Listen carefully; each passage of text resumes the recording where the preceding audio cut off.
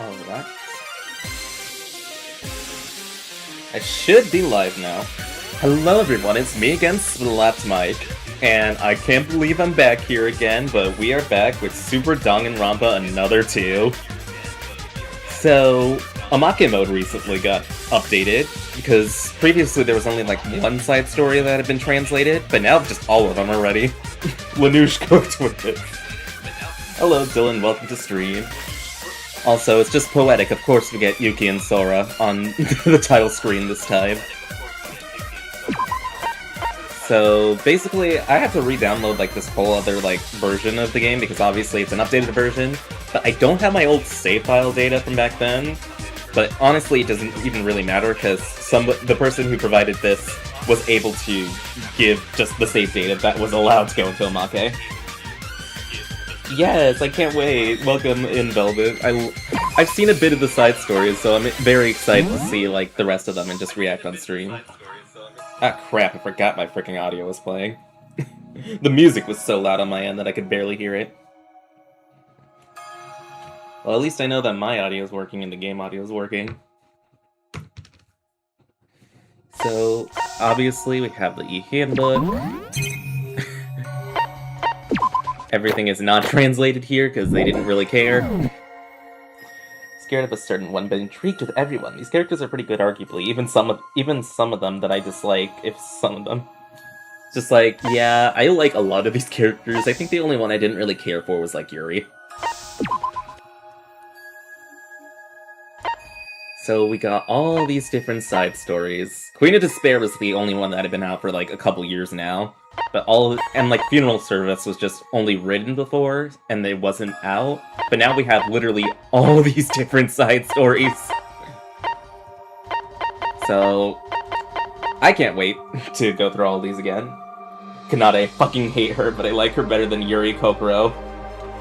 It's just like, Kanade's my favorite character in this game, but I hate her so much. But yeah, without further ado, let's get started with Funeral Service. File 1, Funeral. After the killing game, Teruya Otori's funeral is held at the Kizaragi Agency. While the director is away, the agency becomes increasingly divided. Teruya. I feel so bad for Teruya. He didn't deserve this. He survives one killing game, comes back to save all of us in the second, and then literally is forced to die because of fucking Mikado. I love Teruya so much, he didn't deserve this. If anything, psychopathic characters are kind of interesting. The poor gay Teletubby. Pride merch guy, yes. Teruya Otori. A finance executive of the Kizaragi organization. A 79th class student of Hope's Peak Academy. You know what? While I'm here, let me see if I can, like, fix it so that it's not fully, like, covered by my overlay. Is like there a way to like just make it slightly bigger? I think that's the best we'll get for now.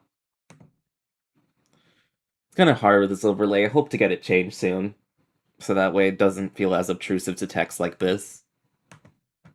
Voice.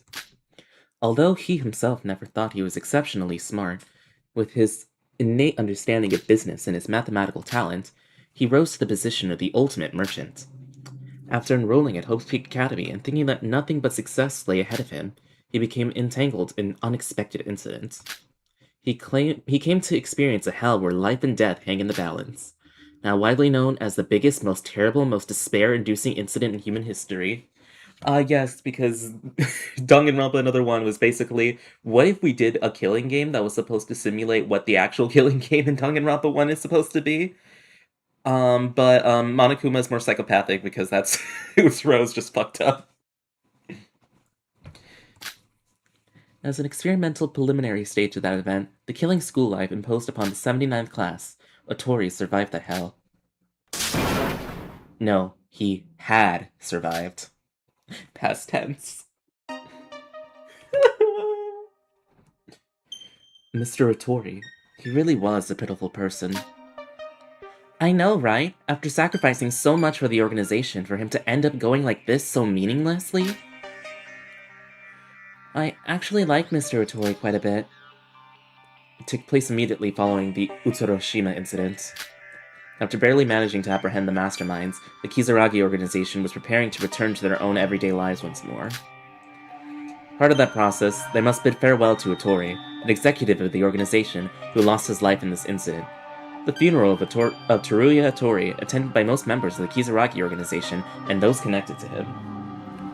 Killing game of the first game is basically a test run for Junko, yeah. It's just like, everyone loved him! He was just so likable, like, literally, he didn't do anything wrong, like, he only had, like, a bit of a bump during Chapter 4 of Danganronpa Another One, where... But to be fair, everyone was gonna starve to death, so of course he would probably try to kill somebody.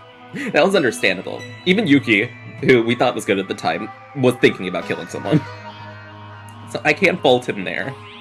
But, like, he was so, like, pure in the second game. He was so mature now. I blame Kinjo for everything. It's all Kinjo's fault. However, beneath the surface, there was also voices that could not simply accept his death. That rumor, is it really true? What, that the director abandoned Mr. Otori? Hey, watch what you're saying. No matter what, do you really think the director would abandon a comrade? There must have been some reason for this. I believe in our director.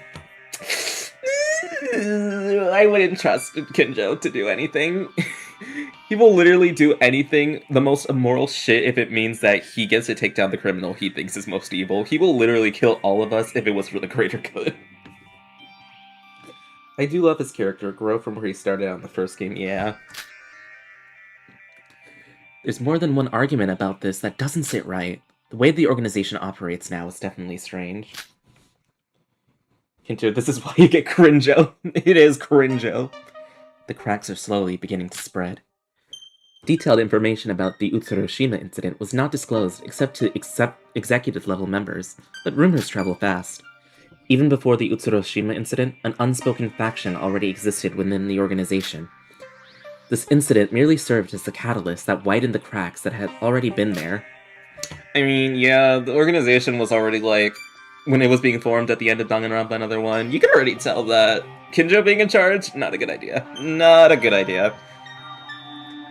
After tremendous effort and hardship, the Kizaragi organization eradicated the worst criminals and protected the peace of the world, but far too much was sacrificed to achieve it. They ended up losing far too many things, great things that can never be replaced. It's only natural that the members of the organization would be confused in a situation like this. It was hardly unreasonable. Teruya. Come in. It's Ray! I love Ray. Ray pretty much is a final girl at this point. For real, I think she's like the only one who genuinely survives this, because I feel like Kinjo is not lasting long. He's already in like a wheelchair if I last saw him. He's not lasting long. Makaru, this is unusual, coming all the way here at this hour. Are you working immediately after the funeral? You know how it is. There's no such thing as time to rest. I'm honestly kind of curious when they actually get to, like, Chapter 6, what Kinjo's voice is going to sound like, because we know what Ray's voice sounds like from the prologue. Even then, her voice is probably going to, like, mature a bit, because it's been, like, years since the prologue. The man methodically working through the mountain of piled-up documents is the director of the Kizaragi organization. Post Peak Academy, Class 79, the former Ultimate Police Officer, Kinjo Tsurugi. Until a few days ago, he had been in Utsuroshima, risking his life as he devoted himself to cutting off evil at the source. But as if he didn't have a moment to catch his breath, he was quietly working through paperwork late into the night. My guy, take a fucking break. I like your character, but I don't need to defend you all the time. I still love your character. I would punch you in the face. I would do so much bad to him. He pisses me off so much. A woman who spoke to Kinjo without hesitation. The head of the Kizaragi organization's intelligence division, the former Ultimate Professor, Rei Makaru. She's a fellow Class 79 member, including Teruya Otori, whose funeral was held that day, and someone who survived that scarring battlefield alongside him. Mikado Sanoshi was certainly evil. The world is still filled with evils, both great and small. Okay, yeah, but you should take time to actually process what the fuck just happened. Kinjo continues working through the paperwork without ever sparing a glance for Makaru as she enters the director's office. For the sake of Tori as well, we can't afford to stop. You've got some nerve saying Tori's name. If it were me, I wouldn't even been able to hold my head up. The fountain pen in Kinjo's hand, which had been signing document after document, paused for just a moment. I know. Mikado Sonoshu was an opponent who couldn't have been captured unless we went that route. Makaru continued speaking, glaring straight at Kinjo. As the Kizaragi organization's intelligence officer, I understand that better than anyone. But as a member of Hope's Peak Academy Class 79, I cannot accept it. As a member of Hope's Peak Academy Class 79, you shouldn't have done that. Soka. Makaru, have you been drinking? Like, girl... She is not doing well. Like, DRA1, she would barely even care about, like, if anyone dies. She's just like, whatever, just incompetence, you'll figure it out. I'm just trying to live here. But she actually came to actually care about everyone. Especially Teruya. Like, freaking, Kinjo, you suck. She's like Byakuya, but a lot better, for real. Like, she literally became more humanized. Byakuya kind of stayed the same, just less of an asshole. Only then did Kinjo lift his gaze from the documents and looked at Makaru's face. Unlike her usual self, Makaru's appearance was somewhat disheveled, and her face seemed slightly flushed. That's not like you. Even if it's outside working hours, drinking within the organization is... just for today. Leaning her back against the wall of the director's office, she stared blankly up at the dull white ceiling lights. Just for today. If I don't do this, I swear I'll kill you for real. What really makes me furious is... Tori, the guy we abandoned, that even in the afterlife, he probably wouldn't resent us.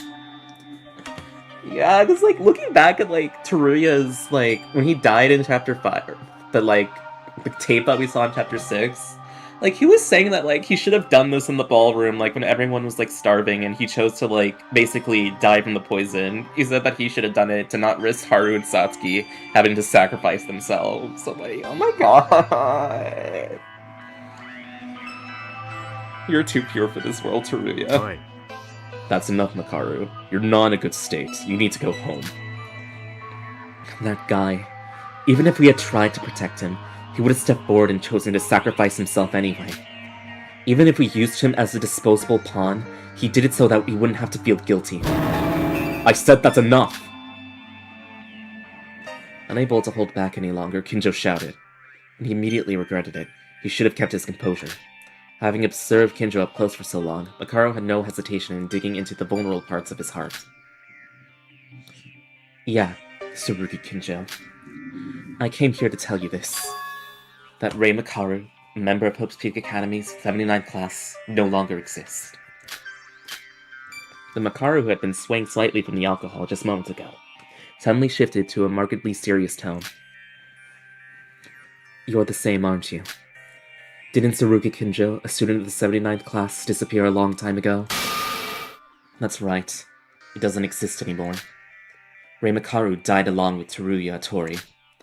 That's how I understand it. Makaru! Jeez, very feisty. Kinjo, you deserve to be alone, buddy. I think I would break up with him. It's just like, this is why Yuki is not with you, and Yamato couldn't even fix you either. Coming through just to see what's going on. Depression. Kinjo kicked back his chair and sprang to his feet, but Makaru didn't even blink. Right. Listen carefully. These are my final words as a member of the 79th class. Being with you was the worst. I hope I never see you again. Tsurugi Kinjo, you are a fucking bastard. Truer words have never been spoken. Ready for after stream, we're gonna have fun. Please help the public server suck. Yeah. Kinjo didn't particularly care about being insulted himself. He also understood why Makaru was taking this attitude toward him. Because it was something he had been fully prepared for the consequences. And because Makaru knew that too, she had come to see him before the day of Tori's funeral was over. But... I'm leaving. Starting tomorrow, Please take good care of the Kizaragi organization's head of intelligence. Director. I mean, that is absolutely valid, just her leaving this environment, because I would not want to be able to stand anywhere near Kinjo for longer than, like, 5 minutes. He is the worst. Kara deliberately shut the director's office door with a loud bang as she left. Left alone, Kinjo gripped his trembling legs and with difficulty lowered himself back into his wheelchair. Fuck this shit, I'm out. Kinjo silently resumed on his paperwork. At a glance, he appeared so calm, as if the conversation with Mikara moments ago didn't happen.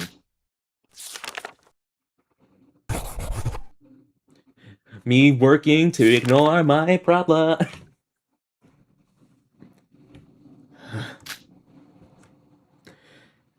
And so his solitary overtime work continued, until at last he began to see the end of the stack of piled-up documents.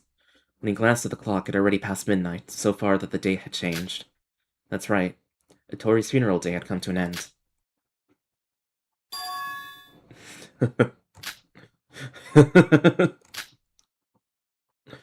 Setting his fountain pen down on the desk, Kinjo lifts his head and stared up at the ceiling. He suddenly lets out a hollow, almost erecting laugh, and then...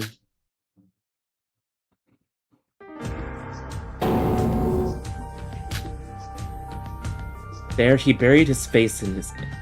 Okay, I think that's a mistranslation. He buried his face in his hands and wept silently. A side of him no one knows. Only he shows when he's alone. This is the side of Tsurugi Kinjo as a member of Hope's Peak 79th class. He's not even screaming, he's just like... He's just crashing out silently. Okay, well, not too silently. The loud crash, Kinjo collapsed to the floor.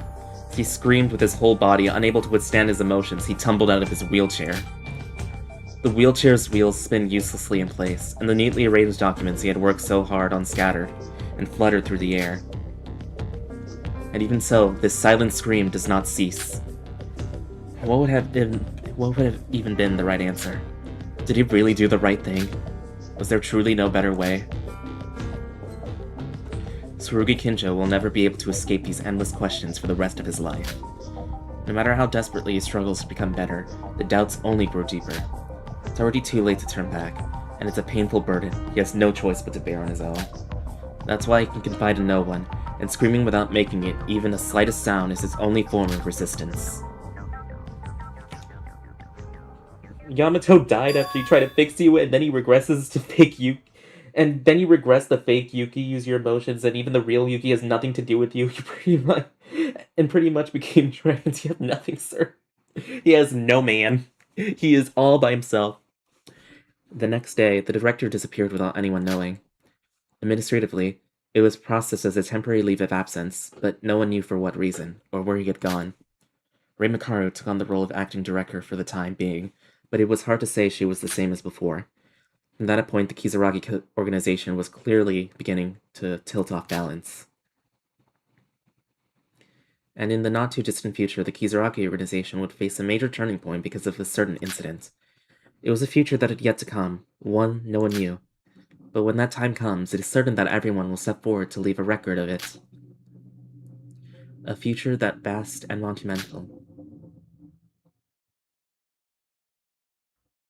So, Lanuge, are we getting a sequel to this game, or a trequel, or trilogy, whatever?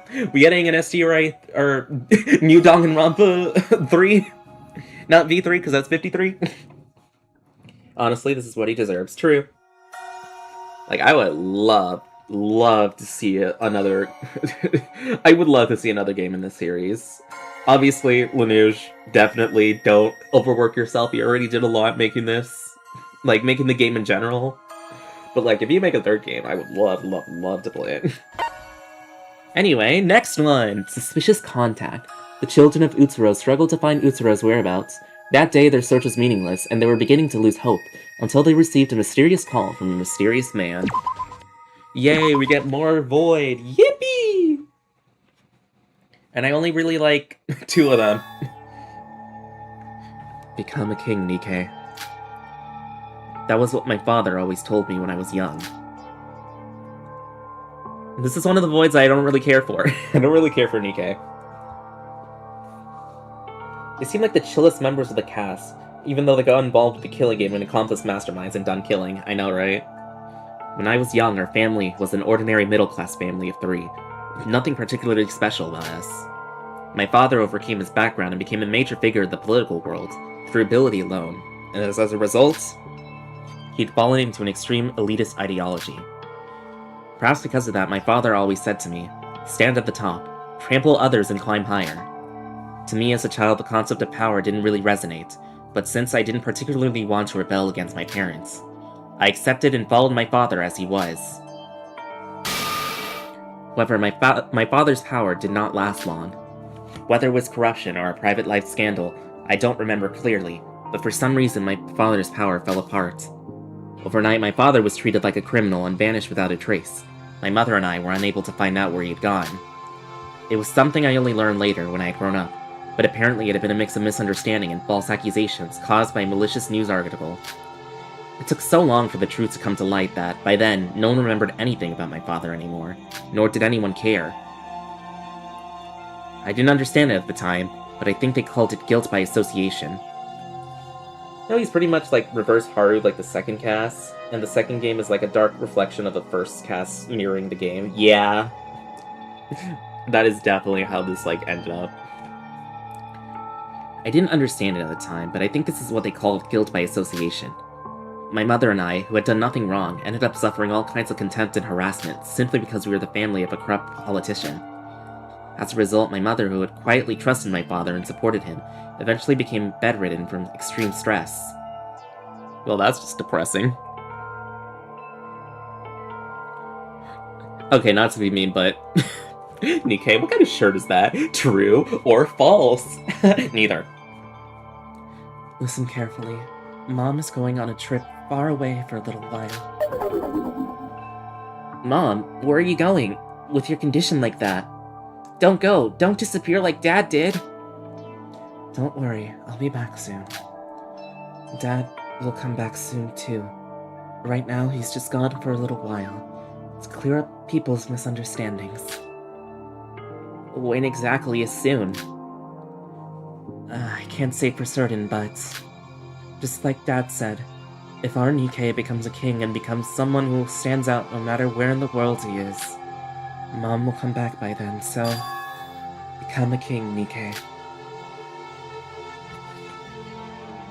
Just like, sorry, Nikkei, I feel sad that you did lose both of your parents, but at the same time, you have nothing on the rest of Void. Iroha literally had to live with absolutely abusive parents that would literally not allow her to do anything but create art for her. And, like, literally, she didn't even want to create that kind of art. Hajime is literally suffering from, like, terrible health conditions, and also, I think, is, like, kind of blind, because that's why he wears sunglasses all the time. And Emma, like, her father, her, like, birth father, absolutely sucked and, like, abused her as a child. So, like, you don't have as much trauma as the rest of them. Even as a child, I can understand that my mother had passed away. The words about coming back were just to reassure me. Even at my young age, I couldn't understand that much. Why did my mother have to die? Why did my father have to take responsibility and give up his power for something he didn't even do? Only after losing everything, I finally realized that power carries both light and darkness. I love that's what's basically the fandom. He's just Reddit boy. And from the moment I began to understand that, my perception of power started to change. Very well, isn't that fitting? The public denied our family, so now it's my turn to deny all of you.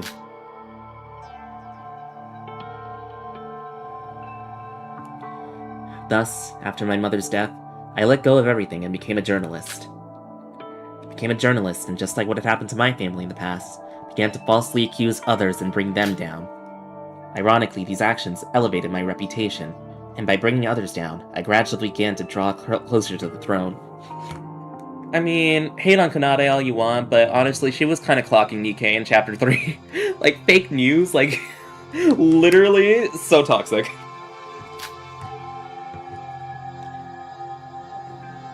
I really do like Emma and Hajime. They're alright. Don't really get to connect with Hajime that much, but I really like Emma, and I especially love Iroha. Like, I feel really bad for her. Everyone makes fun of her. She's just built stupid. I become king. I rise above everyone else by trampling over them. My mother might come back. I didn't truly believe such hollow words, but at the very least, I might be able to fulfill my mother's final wish. With that in mind, I continued to aim for the throne and began walking my own path to kingship. However, in reality, cruelly enough, not everyone could become a king. With an utterly ordinary talent, no matter how hard I tried, I couldn't win against those truly born with exceptional abilities. The truth was, I knew it, that I couldn't become a king just by writing articles that slandered and brought others down. The media industry was harsh enough that a child orphan and barely attending school could barely survive. No, I have to be the best. I have to become a king. Yeah, she is funnier than Hero. My mother's last words had, before I realized it, become the entire purpose of my life. If I failed to fulfill them, my life would have no value at all. Whether this was desire born from my personal vengeance or the family I had lost, by this time even I could no longer tell. Hey bestie! Hi Utsuro! It was probably around that time, that boy and I met. It was a very brief encounter, but the boy gave me a special strength, and I sought to rise higher. After gaining that strength, surprisingly, I began to thrive in the industry. What I did didn't change. As always, I insisted on writing only articles that trampled on others and brought them down. However, unlike before, the strength I received from that boy alone allowed me to achieve what I wanted. In this way, as I made a name for myself as a young journalist, I experienced many events and changes. Of course, that fame didn't carry only positive meaning. To be frank, it was closer to a negative reputation. At first, since I had a sense of guilt, there were times when I felt doubtful about my own work, and even pretended to be virtuous. The same went for human relationships. At one time, I built good relationships with a few colleagues, and there were even juniors who approached me saying they admired me. But my trust was betrayed, and I felt like coldness to the industry I was part of, or gave up even that. By the time I dropped the title of boy journalist, I had made a name for myself to that of an ultimate level. The mysterious power given by a boy fully satisfied my desires, and allowed me to prove my own worth. But looking back, all that remained for me was merely the result of having stood above others. Even so, I must keep rising higher because that alone has been my reason for my life from the moment I was born until now, and nothing else remains for me. I could tolerate having a conversation with Nikkei. Maybe. Yeah, everyone in the cast, in the second cast, is just kind of fucked up. Hey, Nikkei! Hajime! Uh-huh. Good grief, you must be tired too. Dozing off in a place like this? Oh dear. Looks like I dozed off for a moment. Pull yourself together. We don't know when Emma and Iroha will return, so as leader you can't afford to be careless. Yeah, you're right. Sorry. No still haven't come back yet? We're a bit late. Exactly. If the information you brought is accurate, then it's certain that Utsuro has been in this building. Wouldn't it have been too difficult for those two to infiltrate on their own? Maybe it's better if we just charge in head-on and take them all down. Hey, no matter how much aftermath of humanity's greatest and most disastrous event lingers, is it okay to commit crimes so blatantly? If you ended up locked in prison, that'd really be the end. Forget about finding Utsuro, you just lose all your ridiculous luck in jail and die. I know that, but... Listen to me. Emma and Iroha will follow my instructions carefully. You just need to trust me and follow without any complaints. Yeah. Kinda sad he has to be a boy. Hi, Mike, have a nice stream. EP time now, bye-bye. Alright, thanks for hopping in, yo, to say hi. Hope you have a great sleep. Pretty cool in my opinion, sad that he couldn't last past chapter 1. Mikado had to make him the Mitch. Sad times. It was you who gathered us and brought up the idea of finding Mr. Utsuro. I don't doubt that at all. However what? I'm talking about you, Nikkei. Aren't you pushing yourself too hard? Pushing myself? Me? I acknowledge your leadership, your information network, your ability to take action. I personally respect you for all of it. But how should I put this? It feels like you're too consumed by yourself. What? What are you trying to say? I'm not very good with words, so it's hard to express it clearly, but can't you be a little more open with us? We share the same goals, which means we're friends, comrades, right? Finding Utsuro and reigniting Ten-Un? Is that supposed to be divine luck? Are important, of course. But before all of that, I think the bond I share with you all is important too. Ha! You think you're misunderstanding something. Friendship only exists between equals. Do you really think you and I are equals? Put it bluntly, you're just my subordinates. No. Anyway, if it weren't for me, you wouldn't even known that divine luck was fading, am I wrong? I'm too much of an edgelord to think about My Little Pony. I know that. I'm just saying we should help carry some of the burden on your shoulders. Oh, so you're saying you're worried about me. For it to come to the point where you're worrying about me, I guess the situation must really be serious.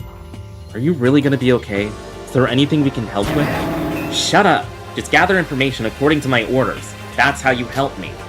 So it weren't bad enough that Iroha's been yapping at me all day and getting on my nerves. Are you gonna start too, Makinochi?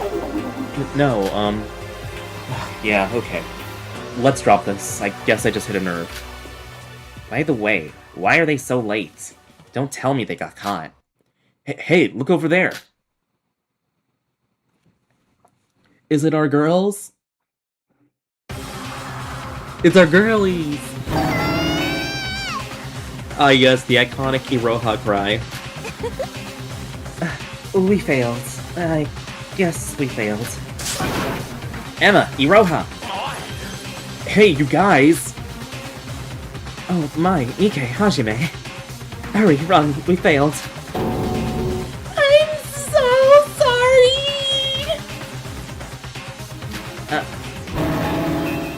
You idiots! Iroha, how did you fuck up this time? You just need to be adopted by someone nicer, true.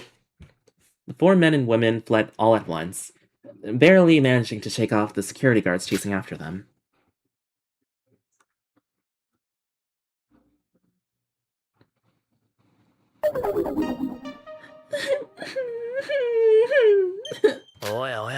Hey, stop crying, Iroha. These things happen. I'm sorry. So, Iroha lost her footing, tripped, and pulled out the main power cable. And that's how you got caught and everything fell apart. Is that it? Yeah, for the record, I didn't do anything wrong, okay? My acting was going perfectly. I'm sorry. But, Emma, couldn't you see the cable from where you were standing? If you said one word to me, this wouldn't have happened. What? No, it wasn't my fault. My fault, okay? More importantly, this is bad. If this place was a failure too, then we really don't have any leads left. No, Hajime. To be precise, it was only dangerous because we got caught. But we definitely did access the information Mike mentioned. Really? Were there traces of Utsuro's movements? Well, there were, but it was more like he just briefly passed through this facility. It was hard enough to call it a real trail. Then where did Utsuro go afterwards? We don't know. Damn it! Mike, what's going on? This isn't what you told us. You said this time it was certain, so Emma and I risked ourselves to sneak in. How are you gonna take responsibility for this? Shut the hell up! This can't be happening. It can't be. This was supposed to be solid information this time. Don't tell me. Is Utsuro deliberately erasing his own tracks? Isn't there another way, Nikkei? We can't let it end like this. There has to be some kind of breakthrough. You got mail. Nikkei, I think you just got an email. What? What is this? It was sent to my alternative account. No one should know about this account except you guys. Who sent an email to my alternate account? I have 70 alternative accounts! Feel bad for them. I think his luck did that for erasing his tracks, yeah. No, everyone's right here. There'd be no reason to send an email. Doesn't it list a sender? Who is it from? Let me check. Wait, who the hell is this?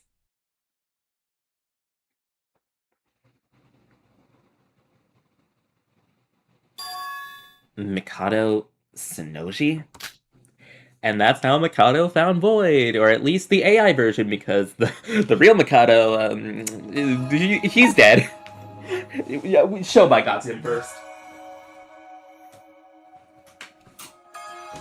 Still so fucked up how freaking the AI version of Mikado literally hired Shobai to kill the real version of Mikado, just because, like, your plans suck, I'm going to kill you so I can do this myself. Taking some water. My daddy won't let me do a killing game, so I asked my mom to do it, and I hired a man to kill him. Yeah, Kokoro was just like, you know what, go off, Queen. Anyway, next we got Queen of Despair. As the events of Utsuroshima come to a close and the world begins to stabilize, an ominous aura lingers somewhere, a seed of despair that is yet to completely vanish. What is the identity of the next generation's symbol of despair? Damn, Iroha, what have you gotten yourself into? I love despair. I like watching people suffer. When I hear their screams and cries, I can't help but feel overwhelmingly happy. For some, like me, the ultimate despair was truly a godlike existence. Okay, sadist. Stay hydrated! Over the past few years, the numerous incidents caused by the ultimate despair drove me insanely excited. It was the first excitement and pleasure I'd ever felt in my boring life, and I continue to indulge in it. But there is no such thing as eternity. In the end, the ultimate despair was defeated by the ultimate hope, and the biggest, most awful despair event in human history was nearly brought to an end. Humanity overcame despair, embraced new hope, and moved toward the future. That was despair for me. Boo-hoo, cry about it. My name is Watanabe Taro. I am a remnant of despair who loves despair and lives for the sake of despair. In this day and age, it is hard for despair to survive. The ultimate despair has been eradicated, and most of the remaining remnants of despair have either died or have been imprisoned.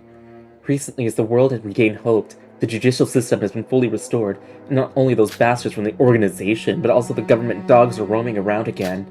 For us, the remnants of despair who worship despair, a situation like a current one could only be described as true despair. Junko supporters, they're just Junko kinnies, they just kin Junko. The emo club! This is the place. However, even in such a despairing situation, hope still existed. After asking around here and there, I was finally able to make it here. To the Queen of Despair.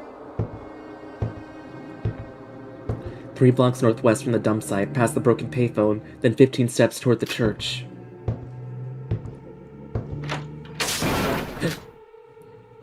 It opened, so the information was real. Chest begins to tremble. The person I'm about to meet is such a powerful figure that a mere underling like me wouldn't even be able to meet their eyes. The rumors have been circulating these past few months. Information that there exists a next generation symbol of despair, who calmly commits crimes and consume all hope, and would shock even God. Let's go in. Oh my god, who could this queen be? Who is causing all this despair? A dark, dust-filled, worn-out staircase. It was a ruin that ordinary people wouldn't even spare a glance at, yet it had strangely reassuring atmosphere. It was precisely the aura of despair. Scary thing is, it could easily become the ultimate despair. It'd be a little stronger to resist, but I don't know, it might be nihilistic enough to be persuaded. Damn, that's sad. After passing a few flights of stairs and corridors, I found a door from which the extraordinary presence is emanating. After taking several deep breaths, I knock on the door with a trembling hand.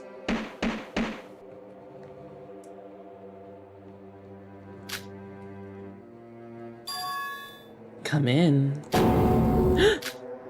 Oh my goodness, the air trembles. First glance it might sound like the voice of a cute child, but within it is a dreadful aura of despair.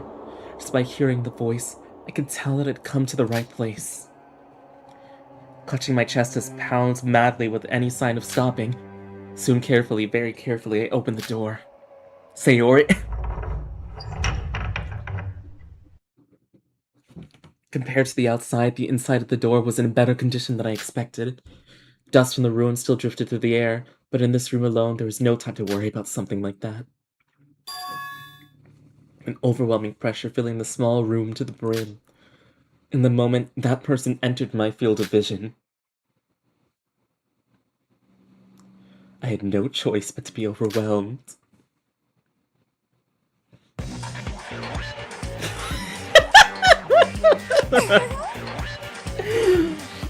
Iroha, what the fuck is this? Are you Wanatabi Tara? First glance, she looks like an ordinary girl. I'm in my Junko arc! A composure that of a veteran who had been through every imaginable trial. On that relaxed smile, I could taste a fragment of it. Mastermind Iroha supremacy! How the fuck would she be the mastermind? Yes, I'm Watanabe, the one who contacted you. I forgot she called my name and simply stared at her blankly. This person's the next generation of symbol of despair, Iroha Nijue. At some point, she became a legend among those of despair. Queen of Despair, Junko Enoshima III, New Generation Despair. Monica Toa Erasure. Even just by looking at her record, she was a member of the organization that kidnapped and murdered the symbols, the next generation of hope, and she went as far as assassinating an executive of the Kizaragi organization. And recently, she even toyed with and killed that broker whose identity began to surface. Monica fucked it up in space. She's all good. True. Just like, fuck this. I don't want to be here anymore. Out to space, to the moon! Moreover, despite committing all these acts, she has never been caught by the government or the organization. That remains true even now. Even though she must be a fugitive hunted by the world, she is facing me this boldly. Her appearance is honestly a little different from what I expected, but just thinking that the Queen of Despair who accomplished such tremendous feats was standing right before my eyes made goosebumps spread across my entire body. Yes, I received the letter and the advance payment you sent. You mentioned there was another gift as well? Yes, that's right, here. Saying that, I took a small box out of the bag I'd prepared and handed it to the Queen. What is this? Yes, actually, I had a scuffle with those Kizaraki organization guys on the way here. After a fierce chase, I took one guy's head. I wanted to show your majesty my resolve. Yes, he was a young one. Oh, what the fuck? She's like, what the fuck is wrong with these people? You idiot! Who asked you for something like this? I'm sorry. And to think you caused trouble with the Kizaragi organization. Are you out of your mind? Coming all the way here in that state? What were you planning to do if you've been tracked by the organization? I'm sorry, I didn't think it through. She was absolutely right. I hadn't thought that far ahead. I was so carried by the thought of being the Queen of Despair that I nearly caused her serious trouble. If you're sorry, then you should show some sincerity, shouldn't you? Sincerity, you mean? Prepare 3 more, in addition to the funds sent today. 3 more? Can't you do it? And yet you still want to enter my service as my vessel? No, I can do it. It's a piece of cake. There's an SUV prepared behind the building. Get in it and move out. For now, I'll have you taken to the hideout. One of the executives there will give you the details. That means... Mistakes can be made up for. Welcome to the new Ultimate Despair.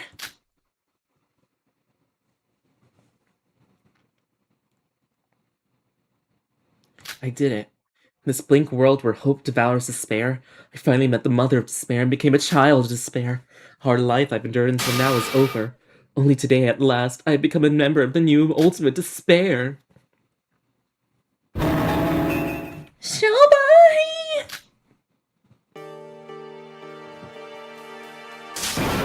What is wrong with that person? Are they insane? The abandoned warehouse after Watanabe Taro left. There, the Queen of Despair was jumping up and down screaming. Like, what the fuck? Why am I doing this? Yeah, they're just scammers. I love that for them. I mean, why on earth would you give someone's head as a gift? Who on earth would be happy to receive something like that? If he were normal, wouldn't he have come to people like us in the first place? It's not like I've only seen a severed head once or twice. Once or twice, sure. Why would I be seeing severed heads in the first place? Shobai Hashimoto, the broker who operates only in the underworld. After the Utsuroshima incident, his identity was brought into the open, and his actions shocked many people. I still stand him, he's awesome. He is known to the public as having died when a bridge collapsed during the escape from the Kizaragi organization's custody. He disguised a corpse that had been beneath the bridge as his own, making it appear as though only Iroha Nishiway had escaped with him. That is how it's known to the public. For some reason, it seems people believe Iroha Nishiway killed him, but the truth is known only to those involved, at least for now. Hey, Airhead, shut it. What the hell was that with the lame conversation earlier? What do you mean? 3 more? Seriously? Those guys are the type to hand over their own lives without hesitation just to join the new Ultimate Despair. You could have said 10 more and they sell their organs or do whatever it takes to come up with the money. In that situation, you asked only for 3? You got everything I taught you, didn't you? No, but that guy earlier looked like he was struggling even with just 3. Since when did you start caring about the circumstances of the fish? Those bastards are all screwed up in the head. As long as we can get the money, that's all that matters. That's what the bait is for. You understand, then get ready to move. I'll go deal with that guy from earlier. If you understand, then get ready to move. I'll go deal with that guy from earlier. Did you even listen to what that guy said earlier? Told us he had a run-in with the organization on his way here. Not even the slightest chance we were tracked. We're finished. We already got the advance payments. So we achieved our objective. Get the 3 or whatever. This guy should be taken care of here. And then the hideout too? Are you even asking? Of course we have to move it. But even so, this place is pretty decent compared to the ones we used so far. Listen to you talk. You're the one whining about the dust and everything when we first got here. Hey, I'll be back soon, so don't move an inch from here. Why the fuck do I have to do all this? Shobai? What is it? How long do we have to keep living like this? Next generation symbol of despair? Queen of despair? Promoting some non-existent fantasy like that? New ultimate despair? His life is squeezing dirty money out of the fish who bite the bait? Are you really satisfied with that, Mr. Hashimoto? もちろん Of course I know that our face is already known to everyone. This is the only way for us to make a living. And with the judicial system restored and the Kizaragi organization's power growing stronger, I know there's no other way. But we survived, didn't we? We survived that hellish killing game. So someday, this life on the run will end and we'll return to our daily lives as proper members of society. Right? If it's you, Shobai, it's possible, isn't it? If it's you, Shobai, you could come up with an even more brilliant method. Hey. What exactly do you think I am? Huh? Oh, well, the world's greatest villain who ever backstabbed the infamous Mikado? Maybe. Hey, Airhead, listen carefully. I don't know what kind of delusions you have about a guy named Shobai, but I've been living like this from the very beginning. Do you think trash like me has been living large and stylishly all this time? Trash lives by doing trashy things. You're sick of this crap, and as of today, our deal is over. What? We've earned more than enough money. With this, could lie low and run some other kind of business. That means you can stop playing the villain role you hate so much. No, that's not what I meant. I have no intention of working with someone who still clings to society. 待ってください Oh, that's not what I meant. If you disappear, then Why are you so attached to me? You have it, don't you? The remnants of divine luck? But this is... You saw it back at the bridge, right? Yuki Maeda is alive. By some stroke of luck, no one knows how it happened. Just like you used to look for Utsuro back then. You could try looking for that guy. 何言ってるんですか What? How am I supposed to do this alone? Fuck. Why am I sitting here dealing with this nonsense? Story is over. It's a waste of time. I'll take care of that guy from earlier, from now on, so you can either live or die on your own. Shobai, I was wrong. Please don't abandon me. She has abandonment issues. What is that sound?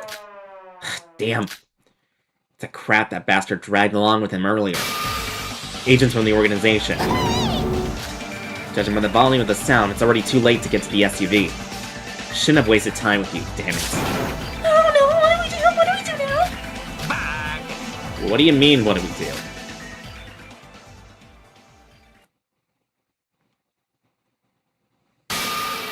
We gotta run, no matter what it takes. Take me with you.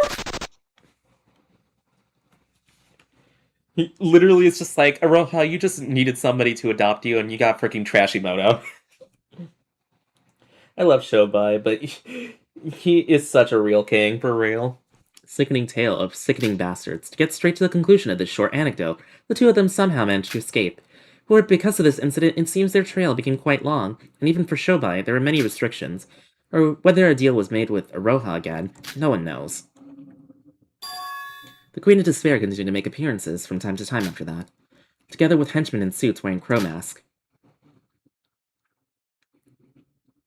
It seems their deal isn't over yet. Well, I guess good for them? Question mark? Aroha, you still deserve better, but at least you're not dead. Oh no. Melody Rhythm National Tour. A nationwide tour of comforting melodies and rhythms, spreading hope from a world plunged in despair. Someone comes to visit the twins, the symbol of next generation hope, and the super popular band. Well, we're here! It's time to see our girls again!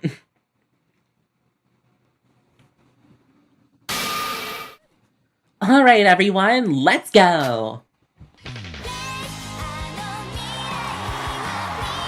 Melody Rhythm! A highly skilled two-member band that was already famous even before the biggest, most despair-inducing incident in human history, known as the symbol of next generation of hope.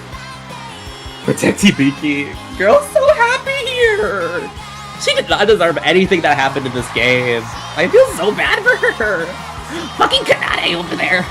Acting like she's innocent doing guitar solo. After the incident, Melody Rhythm traveled by country giving free concerts, using their songs to breathe life back into society that fallen into despair. They donated most of their wealth to reconstruction efforts, and on days without performances, they volunteered, bringing hope to countless people. A vocalist who heals the minds and bodies of those consumed by despair, and with her beautiful voice, the older twin sister, Hibiki Otonakoshi.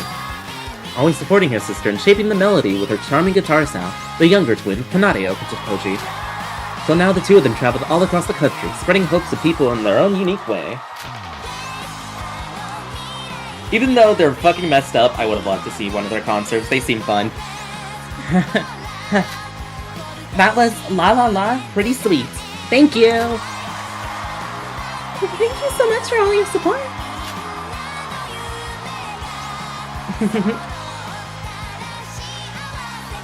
Crowd's passionate cheers resounded throughout the concert hall without showing any sign of fading. Only after finishing about 3 encore performances were they finally able to step down from the stage. Scariest thing I could see is whatever, but she has her eyes closed, and the scary fact that she's the reason she has her eyes closed is to hide her demon. And the fact that she had her eyes closed and is able to see lots of information still and keep so many things in her eyes, like, Kanade is fucking OP. I love this music. True. Whoever made that song is really good. Kanade, today's performance is so perfect, right? That was so much fun. Yeah, I had fun too, sis. Tomorrow's our day off for the first time in a while, and we don't have any plans. What do you want to do? Should we go on a little day trip somewhere? Yeah, sounds good, sis. それで Since we're already in Tohoku for the tour, we can swing by Hokkaido, soak up in a bit of a hot spring, and then head down to Tokyo. Yeah, let's do that, sis. Everyone hide behind me. Alright, Kanade, you contact the manager for us. I'm gonna run to the restroom for a bit. Wait here. Yeah, okay. Oh my god, all she has is her little demon sister. Sis. The always energetic and cheerful Hibiki, and the timid yet quiet and gentle Kanade. First glance, it looked like an ordinary conversation between sisters. Their image wasn't much different from how the public perceived them. However, the conversation felt somehow strange. Looked like they were having a conversation, but metaphorically, it's like talking to an automated response machine. If you listen closely, it was a conversation that carried an unmistakable sense of unnaturalness. Hey, it's me. I again, Shobai. How does Shobai capture Kanade? Because she's pretty much the definition of an evil Mary Sue. Oh my goodness, it's wary do. Just flip the M into wary. You should be wary of Kanade. Well, it's probably no need to think about something like that. I don't entertain trivial doubts about requests I receive. That's how I work. It's both my belief and value system. The target had been designated by Mikado Sonoshi. This time it's the twins from that famous band. Compared to the firefighter guy we kidnapped last week, Shinji! This is definitely a piece of cake. How did they even capture Shinji either? Something feels off, those sisters. There's no particular reason. It's purely a gut feeling, honed through years of working as a broker. First of all, the older sister is far too defenseless. She's a celebrity. No, even if she's not, people these days are usually much more cautious. No matter what anyone says, ever since that incident, the world complacency about safety completely collapsed. And yet, despite that, she's the so-called next-generation symbol of hope. Her face known to everyone. She still shows absolutely no caution. At this rate, even an old yard dog would be more alert than she is. On the other hand, the younger sister has absolutely no openings of her own. It's strange. On the surface, she looks just as defenseless as her sister. How should I put it? It's like there's an invisible killing intent about her. Is she really just an ordinary person? My instincts are screaming at me. That attack and abducting that woman wouldn't be easy, even for me. He knows the demon is in there. Kanade is the best Sue character, even though I want to keep her down in hell where she belongs. I mean, yeah, like, honestly, let's compare two pink-haired demons. We have Kanade Otonagoji, probably the best version of an evil Mary Sue. And then we got Bette Noir from Glitchtail. She's a bit too overpowered and not as compelling as Kanade is. Not bothering to follow them first. They split up. Based on the information I received beforehand from Mikado Sonoshi, and my own observations of the two, it seems they truly care about each other. In particular, the younger sister seems extremely attached to the older one. In that case, perhaps I should target the older sister first. No matter how extraordinary she may be, if her family isn't taken hostage, she's bound to show an opening. You don't fuck with Hibiki. You don't fuck with Hibiki. Kanade's gonna kill your ass. Shall we make a move now?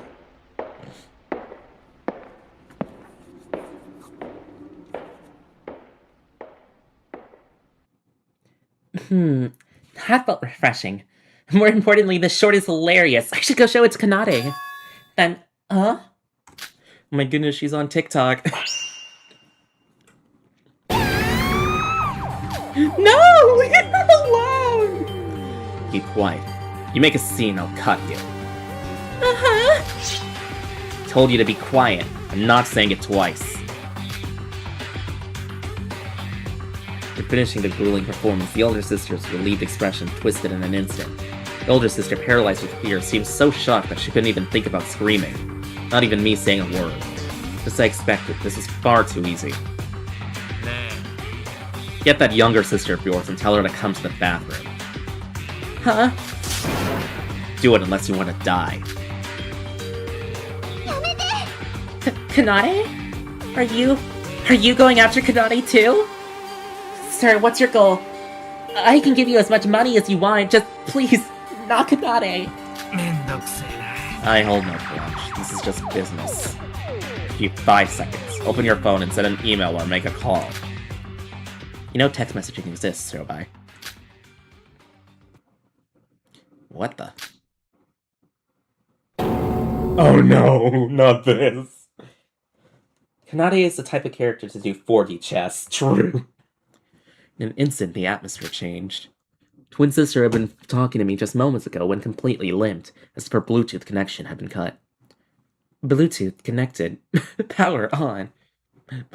Your Bluetooth device has been deconnected. Kanade is 50 meters away and is rapidly approaching. Start running.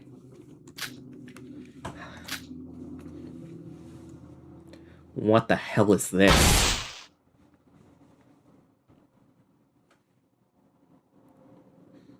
Please. Open your eyes, sir.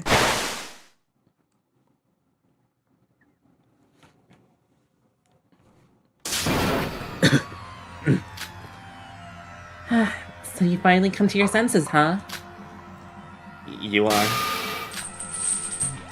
She's so evil! As soon as I came to my senses, I pulled out a knife and tried to stab the woman who was right by me, but immediately realized that all my limbs were completely restrained. Despite being restrained, the tingling sensation and stiff muscles made it clear that I had been hit by a stun gun. I'm sorry. It seemed like you were following me the whole time, so I tried to shake you off. You're quite skilled, seems. It was hard to shake you off, so I decided to turn the tables and attack instead. What is she even saying? Is she claiming that I was the one attacked? She's not a mob boss, not a serial killer, not an unsolved case, not even an elite agent from an intelligence agency. She's just an ordinary girl in a band. So why were you following me? You're the one who was in row C, seat 53 during the performance. You weren't even pretending to cheer. And more than that, you stood out a lot because it felt like you were giving off a dangerous vibe. After the performance, you kept following me, so I sent Hibiki alone to the bathroom just as I thought. You bit the bait. What the hell are you anyway? 私 Me? After watching the performance, you still don't know who I am? Of course. I'm Kanade Otonakoshi, the guitarist of the famous band Melody Rhythm. Cut the crap. What did you do to your sister? Huh? I don't understand what you mean. Clicked my tongue at the younger sister, acting completely unfazed. Sending her sister to the bathroom. It can't be. The sister went there of her own free will. Tailing them, the younger sister had no involvement in her sister's actions. Not only that, she kept giving short, automatic affirmatives like an answering machine. When I attacked her sister, a strange phenomenon occurred as all power had been suddenly shut off, followed immediately by an attack with a stun gun. This woman, surely not. あ So, what's your goal? Sometimes there are perverts that stalk people without even knowing their place. You're not that type, are you? Someone hire you or something? Well, if you don't want to talk, that's fine. Since you've seen Hibiki in that state, I'll have to deal with you here. After saying that, the younger sister began heating the sharp blade with a lighter. I'm slightly hoping that you might be someone who could give Hibiki a new kind of stimulation. Since you don't seem like some random person. New kind of stimulus. No loose ends. You met a psychopath. Yay! Just like how you threatened Hibiki with that knife. It's been a while seeing Hibiki so terrified like that. Ever since she became a next-generation symbol of hope, all eyes have been on her, with all the precautions against dangerous situations. The chance to actually enjoy them has disappeared. I preferred the time of the greatest, most despairing event in human history. Back then, I even could take care of Yubiki's diaper after all. Ew, why is she like this? I just remembered it again. Yubiki was really cute back then. So you get off on cornering her sister and enjoying it? It's It's not exactly that. Just that Hibiki's doll-like state has been lasting so long, her reactions are gradually fading. And that's the problem. Dreams are like that, aren't they? Once you achieve everything, there's this sense of emptiness. Do you know what I mean? These days, the judicial system is recovering, and the chaos is mostly settled. It's becoming harder to give a strong stimuli. It's a shame, really. Perhaps in the not-too-distant future, I might put my affairs in order together with Hibiki. Honestly, these days, I'm not really feeling very happy. I wonder if someone might start something on a massive scale.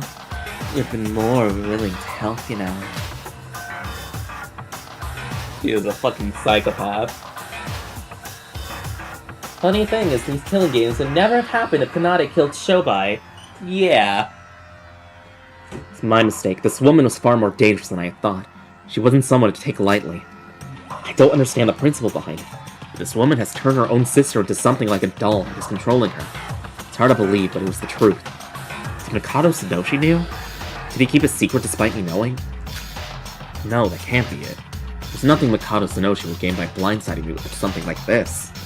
Mikado's just like, I had no fucking idea what the fuck was going on here. I did not know she was a fucking psychopath. But it makes things more interesting.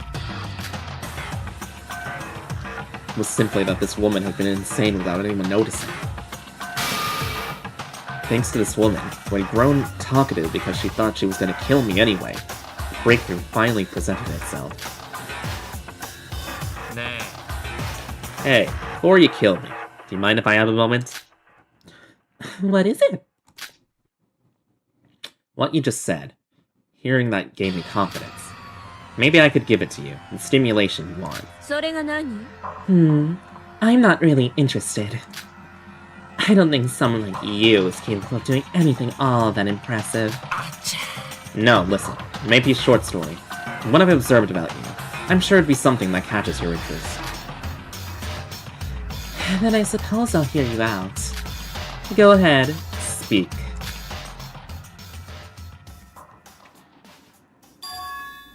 The Neo World Program. Have you ever heard of it? Honestly, I like how Shobai didn't just get the jump on Kanade and manage to kidnap her. He literally had to outsmart her into coming in willingly. Literally, Kanade would have just killed Shobai and it would have been over, and she would have just lived her rest of her life torturing Hibiki like this. But no, she literally got manipulated by Shobai to go into the freaking program, just so the chance to have Hibiki have more despair. And even then, Kanade still freaking suffers there. Or not Kanade. She still gets to have her enjoyment there because she got to freaking have Hibiki have the most despair before her death. Like, she truly got the last laugh at the end. I don't think Kanade was that manipulated. She still had to go into the program. She had no, way of knowing she was going to survive after that. But if it was anything for her to have freaking Hibiki suffer in there, she would do it. She already knew too much, and she was willing to try anything to torture her sister. For real, exactly. She's just so messed up. And she honestly probably could have gotten away with the whole thing and, probably survived the entire killing game if if Sora didn't exist. Literally, if Mikado did not make Sora into that freaking AI to cause it to know when something is going wrong, then Kanade would have won that fucking trial.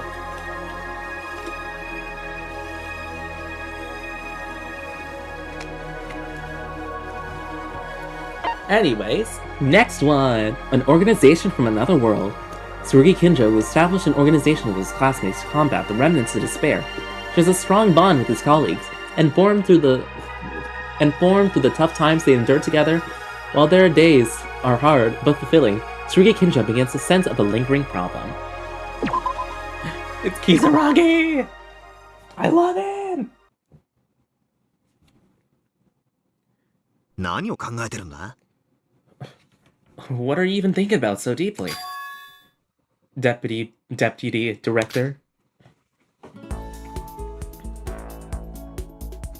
Yamato! Huh? Oh, it's nothing. I think my eyes are getting a little blurry. I told you, Kinjo. You're exhausted, aren't you? So tell Yuhara to take some time off. He got a mountain of unused vacation days piling up anyway. It's not that I couldn't use them, I just didn't. There's no time to rest in the agency. I've been doing overtime every single day as it is cleaning up after you. I can't really argue with that. So why did you call me Kizuraki? Whenever I talk to you, the conversation always ends up going off on a tangent. Well, it's about that. It's nothing else, but...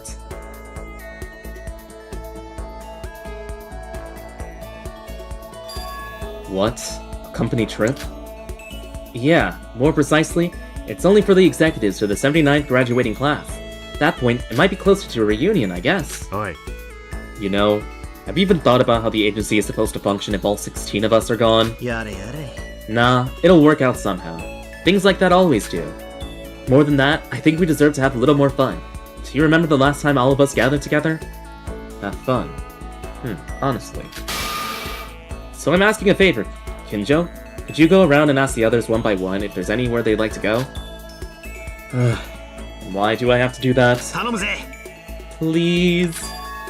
Fine, I got it. I knew it wouldn't be that easy. In that case, I'll have to try another way. Huh? What did you just say? So I said I'll do it. You actually agreed so easily, Kinjo.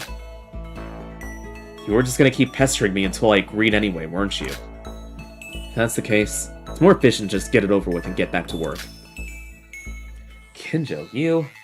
After all these years, you finally come to understand what kind of person I am. Thank you. Okay, since that's settled, please do some investigating for me. At this hour, everyone should still be in their respective departments. Sure. I'll go to it, Director.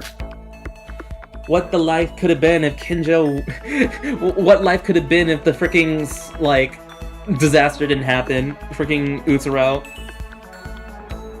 Iroha, Emma, Nikkei, Hajime, Kokoro, Shobai, Kanade, half of them agreed to be in the killing game. Yuri, they had to use his AI to be in there. Shinji was kidnapped. Hibiki was just tagged along.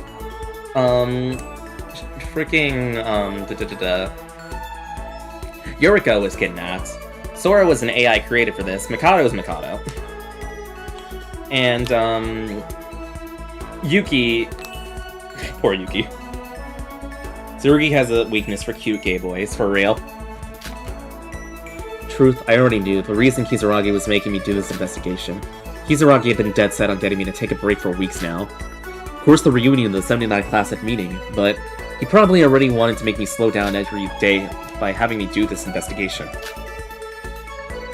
I appreciate it, but the world still hasn't fully recovered. I can't just spend my time by laughing and fooling around with everyone and with my colleagues. I feel bad for Kizuragi, but I should finish this as quickly as possible and return to work. Mikaka! Genji! I love them! Oh, it's so great to see all of them again. Oh yeah, Setsuka, I almost forgot about Setsuka. Yeah, she was also taken. She got kidnapped trying to investigate this. Which was also Kinjo's fault. How about the United States? What? That came out of nowhere. Besides, isn't going overseas a bit too grand? I'm not even sure planes can fly normally, or flying normally. It went back to normal operations a few days ago, no? No problem.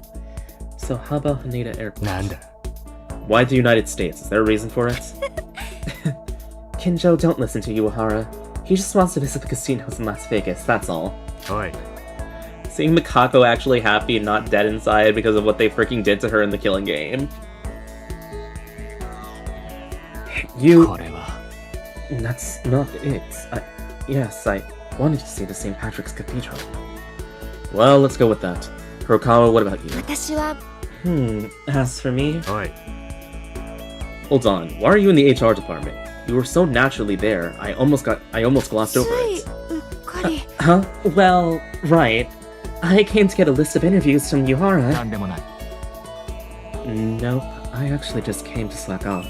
The counseling department and HR are right next to each other after all. あいや今のは Hey, so this is how you get revenge? Just answer the investigation questions and get back to work already. I'll take that as a sign to hurry up and answer the investigation so we can all get back to work. I don't really mind where we go, as long as we all go together. Let it be wherever Yamato-kun wants to go. そうか。 So the same place as Kizaragi, huh? Got it. By the way, Kinjo, how are you doing these days? It's been awfully hard to see you around. How am I doing? Same as always. If I had been more free time, I would like to take a breather with you all, but...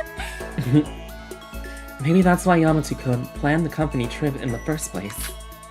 Because everyone is busy, so we can at least spend a little time together and relieve stress. Yeah, something like that. He's always been our leader, after all. 君もそうだろう。 That goes for you too, Kinjo. Huh? The reason Kizaragi can lead us this way, he does, is because you're always there supporting him from the side. We all know that. ありがとう。 Yeah, Yamato-kun always talks about you too, and says he's so grateful. そうか。 Grateful? I'm just doing what needs to be done. Anyway, like Yuhara said, it was nice seeing your face after so long. I'm not sure if we actually have to get to go on the trip, but if we do, let's use it to refresh ourselves. They all deserve to be happy. Especially Makako. Freaking, I hate what Kokoro did to her. Kenshi X Makako. It's alright, but I like freaking Makako being a lesbian or something. She could be with Akane or something if she needs to. Or Rei. Oh my god, why? Why are we looking at these people? A company trip? Well, of course, yay, it has to be Hawaii. Surfing and diving on the southern island, hanging out with super cool, tan, muscular, handsome guys. No, it's just a trip for us. There's no hunting involved. Exactly.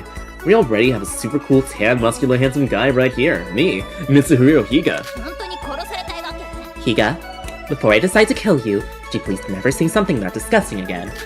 Nobody likes you, Mitch. Hawaii, the United States again. They all really want to go on an overseas trip that badly. どこがいいかな？ I don't really feel like dealing with overseas travel. How about we go somewhere like, Oita and enjoy the hot springs instead? Maki, I missed you, girl. It's like, Kazuna, I don't really care about you. Mitch, I hate you. Maki, you didn't deserve to die. Because of this fucking man right here. Yeah, I agree.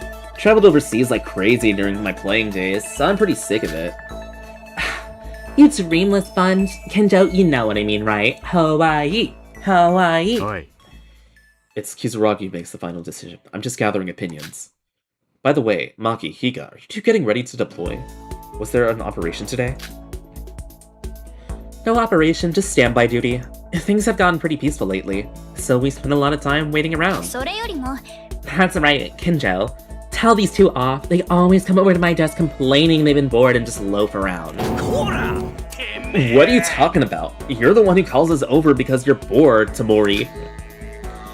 Kurokawa too, and my friends. They really love goofing off. マジ？ Looks like Kurokawa was skipping out on work too.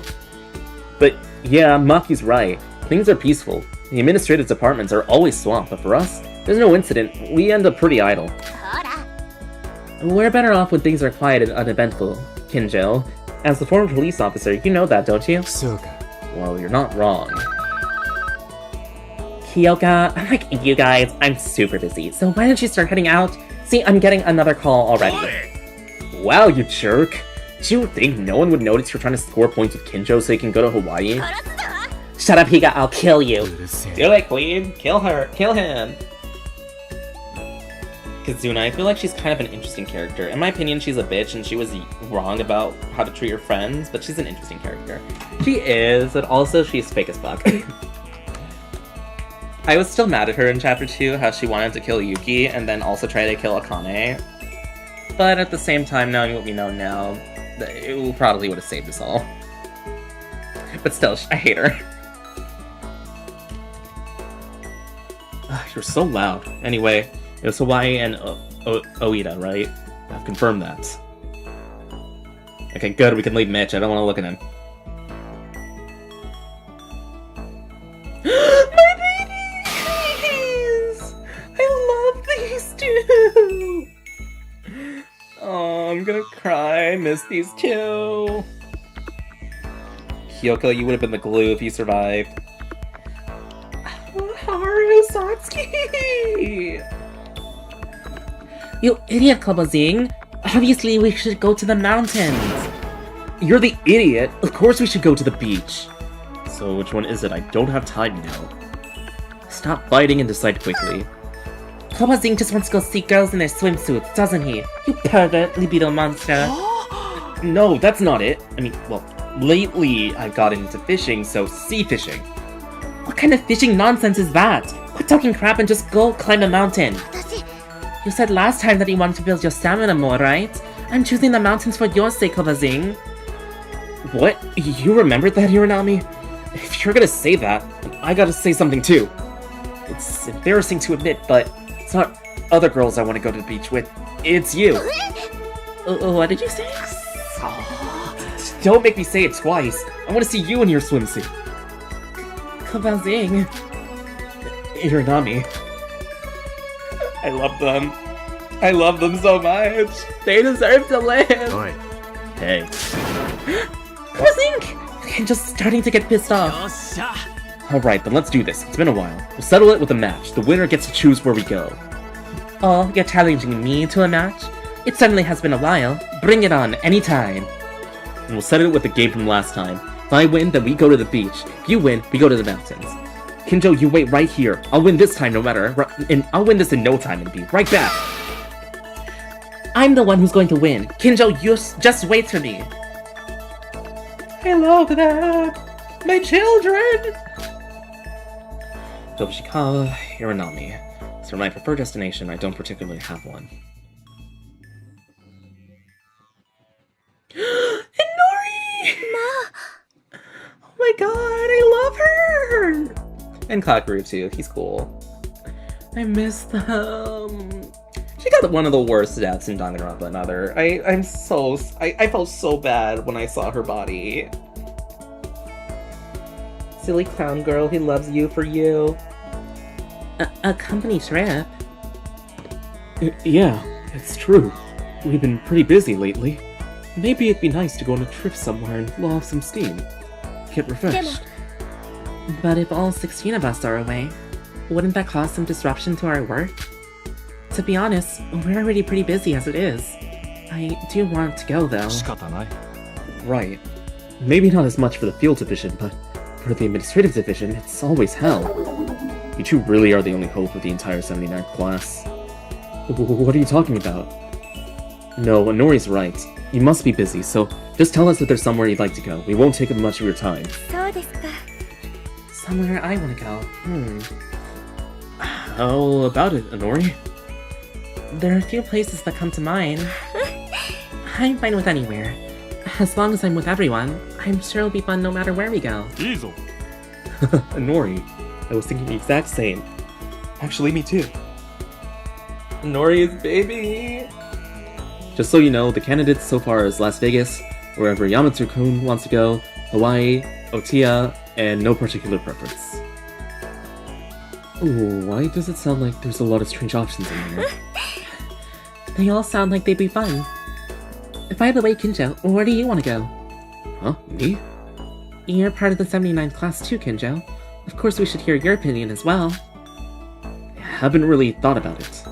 If I had to choose Nori, Yamaguchi, I'd probably just leave it up to the others, same as you two. Are the three of us maybe a little too modest? Something my father often tells me. He says it'd be okay if I put myself first a little more. Even you, Ando, who says that, are someone who puts others first. That's true. さあ Then, just as Ando wishes, if it were a little selfish for once, somewhere peaceful. A peaceful place. I want to go somewhere where I don't have to work anymore. Like Maki said earlier, if the world becomes peaceful, then we'll be able to take it easy. Somewhere where we wouldn't have to work anymore? That means... まさか Kinjo, don't tell me you're planning to work even on the company trip. 本気か At least while we're on the trip, let's just relax and have fun. No, of course I'll relax too if we go on the trip. I just tried giving a slightly selfish answer to Inori's question about where I want to go. I feel like you might have slightly misunderstood the intent of my question, but that's okay. ありがとうございます Thank you for coming all the way here on purpose, Kinjo. If you ever get hurt, please make sure you come see me. Thank you, Kinjo. I love them. A lawyer and a surgeon would be quite a pair. It's just like our true ultimate lawyer. Wolfgang, get out of here.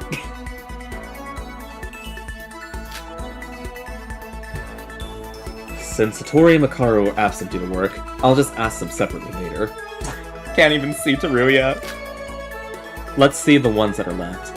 Atano, Tyra, and Maida. So that makes 3 of them.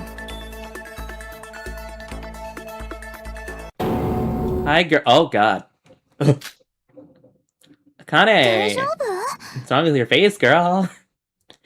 Kinjo-kun, are you okay? 体調でも悪いのか？ Does your head hurt? Should I call Inori? No, it was just for a moment. What was that? Kinjo-kun, you're always pushing yourself. Maybe it really would be better for you to get some rest. そうか。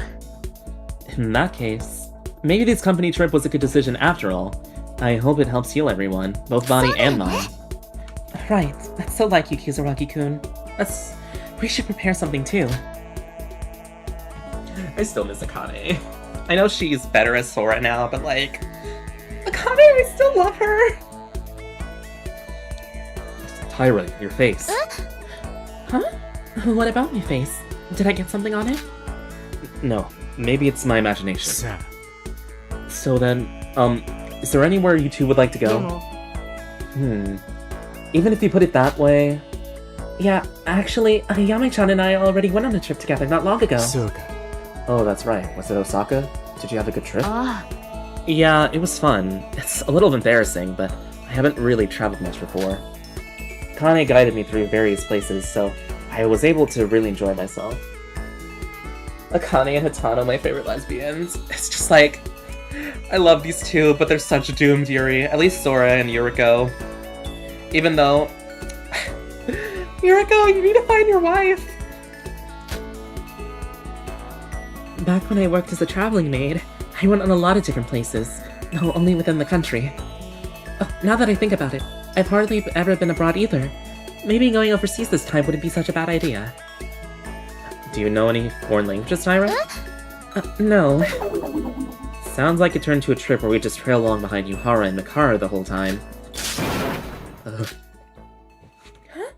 Kinjo-kun, 大丈夫か？ Are you okay? Is your head hurting again? だったら hang on. I'll go get the first aid kit. She's the most wholesome masterminds in my opinion. She's one of the best masterminds in my opinion. Like, I know technically Utsuro's the mastermind of Danganronpa 1, but I love Akane as the twist. She's better. She's basically if they did Samuki, but actually correct. Made her an interesting character, had a whole arc for chapters 1 through 5, and then absolutely betray us with her being the mastermind. That is how you do a fucking Samuki. No, something's definitely wrong. Something feels off. What is this? The sense of unease. What on earth is it? None of this is real, Kinjo. Kinjo? Hi, Yuki. You're not supposed to be here. I heard from Kizuragi. You're surveying destinations for the company trip, right? You. Maida? ごめん。 Kizuragi asked me to help you if I could, but am I too late? Maida, your face. え？ My face? What about my face? What is this? I didn't feel anything just a moment ago. But since meeting Tyra and Maida, my head has started to ache terribly. Top of that, I can't see their faces clearly. To someone had censored just their faces. Can't be right. They're both precious friends. Yeah, friends. Kinjo. Maida, what did you say? Travel... If we go... You... I can't hear your voice. Die, will you? That's not your twink. My head. What are you saying, Aren't you coming to kill me? Saruki Kinjo. It's Utsuro! It's like having Hina as the mastermind, true, honestly.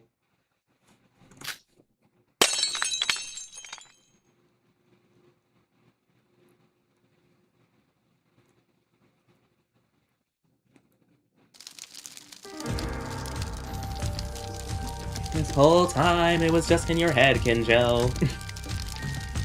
I like that they're basically showing what Kinjo's paradise from Chapter 6 was, basically. Yeah, the first Yuki was a fake one. Like, literally that was Utsuro the whole time, just pretending to be Yuki. But then our real Yukili Dukili is just a brain.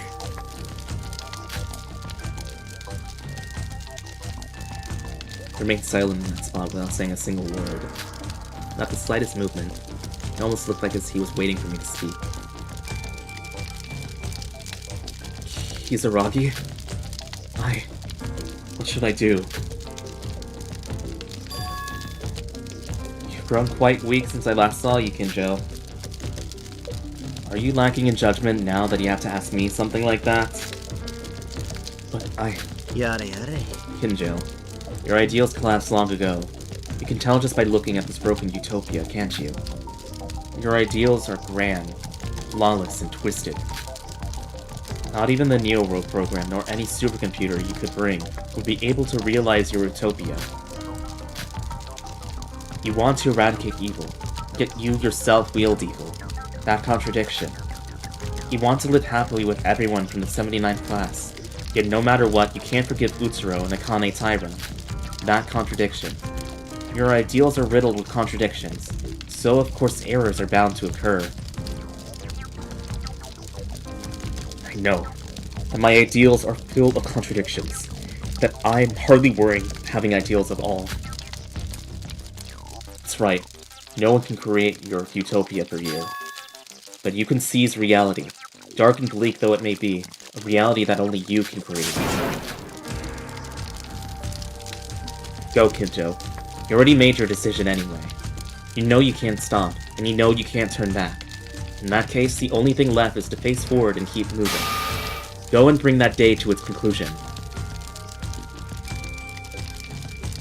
Kizaragi. Warina.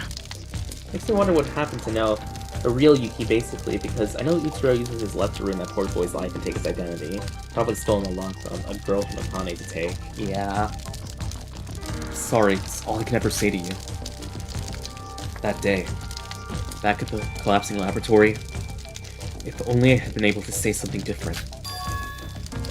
No, that's not it. Thank you. Thanks to you, I've made up my mind. Is that so? It seems it's still too early to go on that trip. Once everything is over, that's when we'll finally go. Together with everyone. Basically saying he wants to go into the great skies beyond. Yes, together with everyone. It's like, I'll die soon, I just need to kill this stupid wizard. Kizaragi's face gradually fades away, and at last silence falls. A utopia is more than I deserve. I still have many things left that I need to do, don't I? Let's return to the class trial. Let's go and sever the final bond I still haven't been able to cut. And once everything is finished, that's when I'll truly come back. It's fucked up. I didn't know that the AI is telling him that his dreams are illogical. I know! This place where everyone is.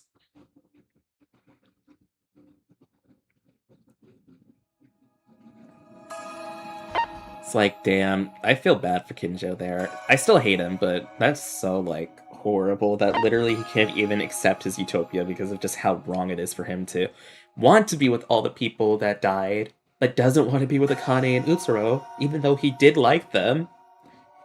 He just can't accept evil. He's just a walking fucking contradiction. Oh my god, oh no. If bad end. This is another ending that could have happened, but will never happen. Having achieved his goal, where's Mikado Sonoji racing toward? Tsurugi might go to Hazbin Hotel when he dies. True. Oh boy, I don't think I even did this ending on stream, but this is basically the ending if you just choose to live in Delulu Land and say like, yeah, I'll stay in my utopia. Fuck the outside world. The world was already filled with embers and ashes. The remnants of the collapsed civilization endlessly spewed black smoke, and dark clouds filling the sky wept far like tears. It truly was a hell that could only be described as the end of the world itself.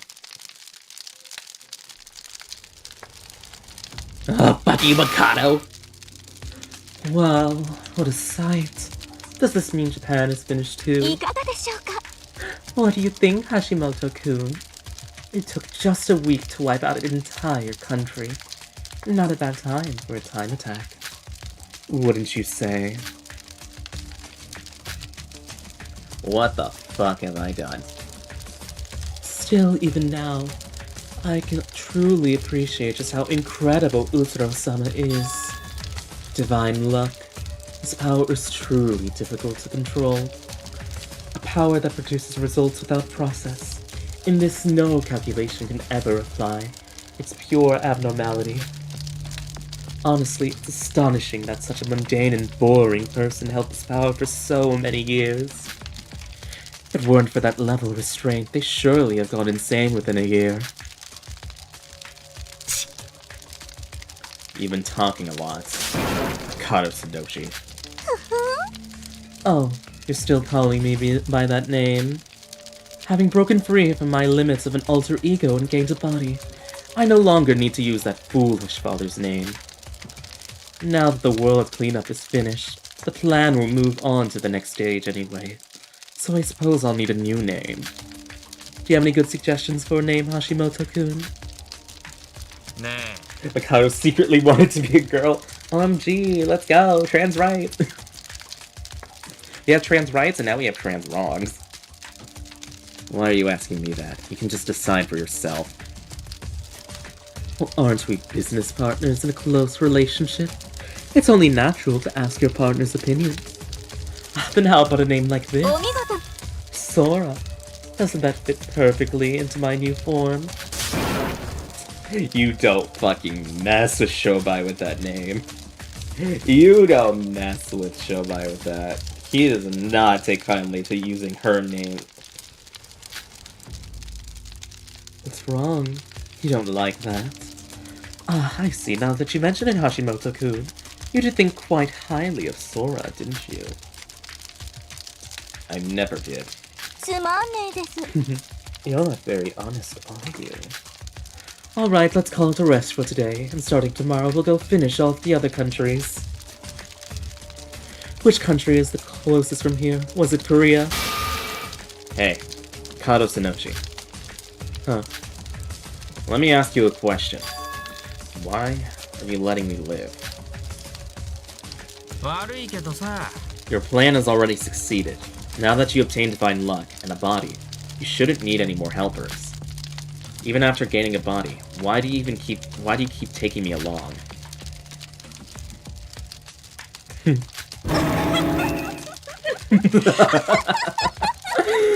Hashimoto-kun, what are you saying? Fina suddenly developed a death wish. Well, if you're so eager to die, no matter what, I have no problem granting that wish. Stop dodging the point and answer the question. You're right. As you said, there's absolutely no reason for me to spare you and keep you around. 知ってました But did you know that among all life on Earth, only humans can perform such actions without reason, Hashimoto-kun? 私は The current me has been surpassed the limits of an alter ego, gained a body, and finally become human. Since I've become human, I'm simply acting in a human way. Who could possibly object to that? So you're human, you say? What's your bullshit? It's not even funny. Do you really believe that I'm lying?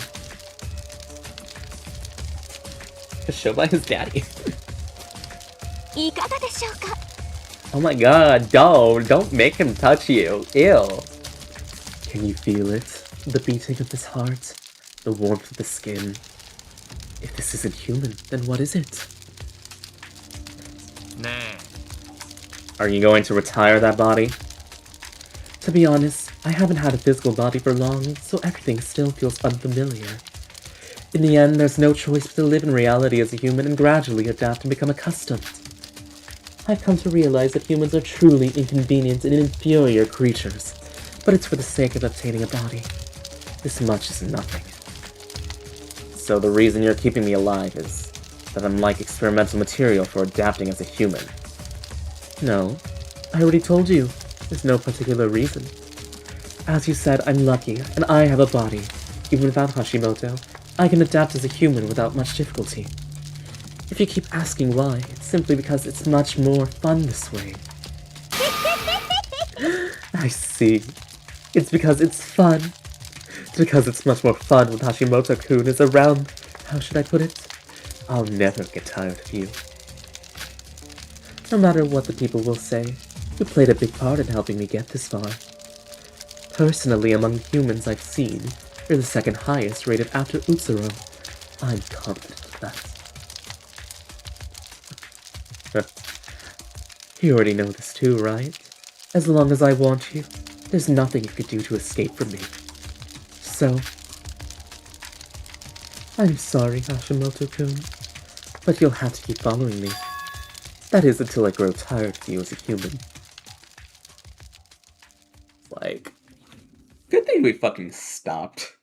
Mikado. If he fucking managed to win, this entire world would be gone. Like, at least with Kanade was a psychopath killing multiple people, but at least, like, the world was still intact. Mikado was just destroying everything. This girl is on fire! Hashimoto no longer spoke to him, no, her, as he swallowed his words. And all he could do was laugh hollowly. In fact, laughing was the only thing he could do. There was nothing else he could do. Looking up at the dark sky, what was Hashimoto thinking? No one, not even Hashimoto himself, could answer. This is a story that never actually happened. However, it's a story of one possibility that could have happened, one that was bound to happen.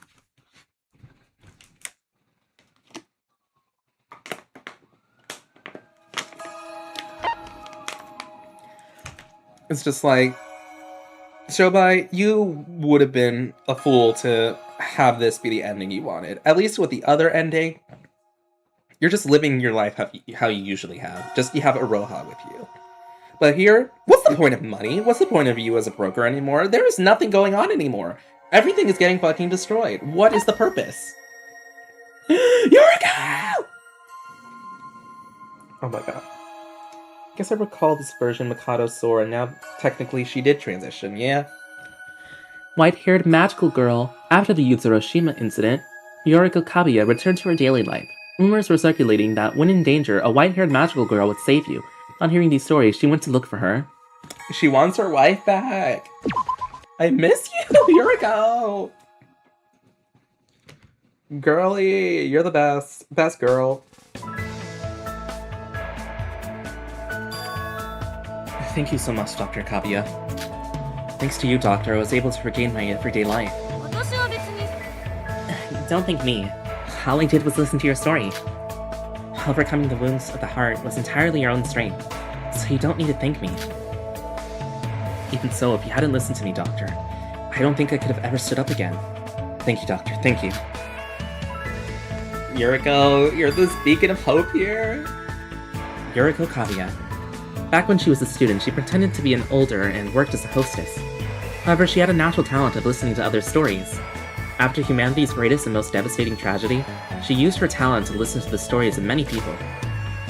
Thanks to Yuriko, the people who she counseled were able to overcome their physical and mental suffering. Having treated countless of people's PTSD, she gradually became called the symbol of next generation hope among them. I'm so glad she survived. Like, she's best girl. I'm so glad she survived. We lost a lot of amazing people, but I'm so glad that my girl lived. She is one of 3 people I actually did all the free time events for during my actual playthrough. It was Setsuka, Yuki, and Yuriko that I did. So I am so glad she lived. I still miss Setsuka every day. Because of that, she became entangled in a certain incident. It was a horrifying experience that even Yuriko herself never wanted to recall. Yet it was an experience she could never forget, one that completely changed her life. The countless connections forged in that incident, Yuriko grows, faces despairs, and learns many things. As a result, she survived that horrific incident. Even now, she uses that experience to heal people's minds.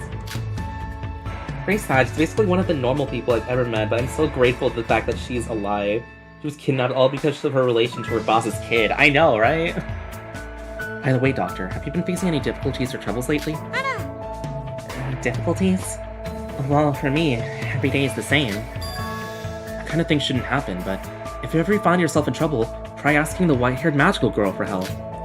Because a miracle might happen. The white-haired magical girl? What's that? She's quite famous these days. She suddenly appears in front of people in trouble, helps them, and then disappears. She causes phenomena that are completely impossible to explain scientifically, so at some point she earned the nickname Magical Girl. Oh, a white-haired magical girl who causes a phenomenon that can't be explained scientifically? Well, I think it's a half-exaggerated rumors, and everyone just passed it around as a joke. Still, there's definitely someone like a random volunteer who goes around helping people. There are quite a few eyewitness reports. I see. Doctor, what's wrong? No, it's nothing. Anyway, shall we wrap up today's session? You don't have to take the medicine I bought unless your condition worsens. Yes, thank you. She wants her wife back.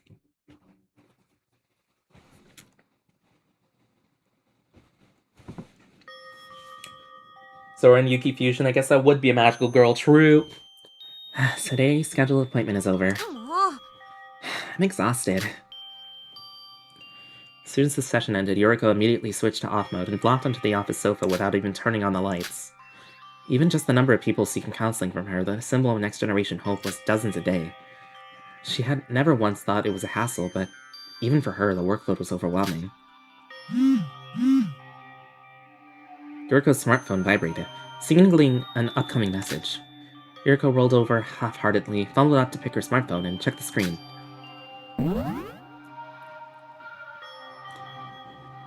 Yuriko Kabuya, long time no see. This is Rei Makaru, acting director of the Kizuraki Foundation organization. I'm leaving this message to discuss the restoration work on the Neo World Program, Mark II. We are currently testing a process that extracts only specific data within the program, but since the data volume of this Neo World program is so massive, we haven't obtained any meaningful results yet.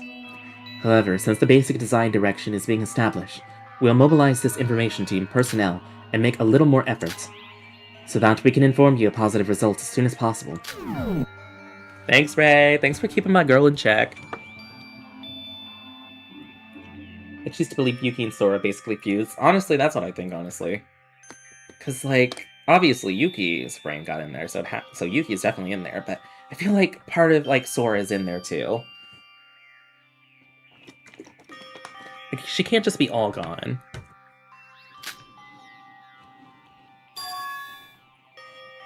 I wonder if Yuriko was able to make a relation with this Sora-Yuki mix. I hope so. Like, those three, they're trauma bonded for life. Sora, are you still there? I wonder what you might be doing right now. I miss you so much. I miss my wife, Tails. I miss her a lot. After the incident that day, Rei would send messages like this every time in order to keep the promise she had made with her own words. But honestly, it doesn't seem like there'd been any progress. It's not even certain whether they'll be able to meet again before Yuriko's lifespan comes to an end.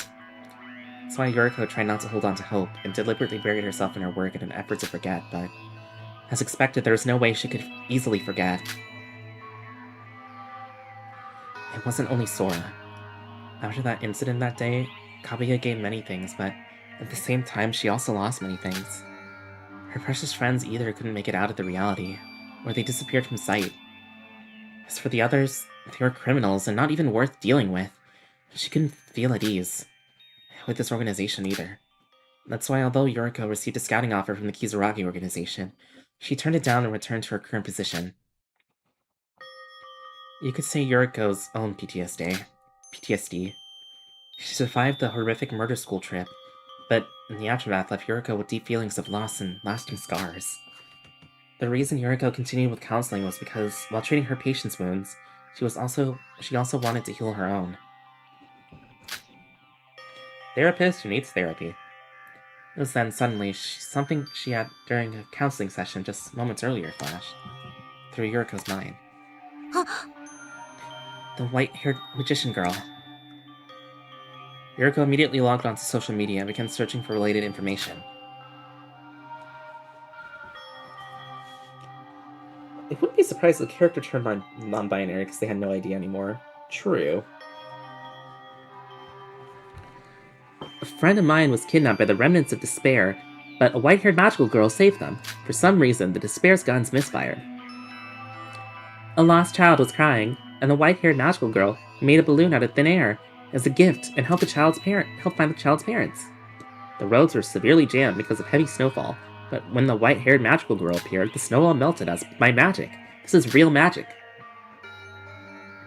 The rumored white-haired magical girl is incredibly beautiful. This is a photo of the thread. This is... Oh my god, it's them! Yuriko looked at the photo attached to the post and made an expression of disbelief. The blurry out-of-focus photo, the woman was wearing a dark gray raincoat, so her face wasn't clearly visible, but there was something strangely familiar about her. Yuki? Yuriko knew, true identity white-haired magical girl. He was a friend who had once shared life and death struggles together with him on Utsuroshima. It was Yuki Maeda. The real body of Sora whom Yuriko longed for, Yuki Maeda residing within Akane Taira's body. This matter is entangled with an immense web of cause and effect, so no one other than those directly involved know the truth about it.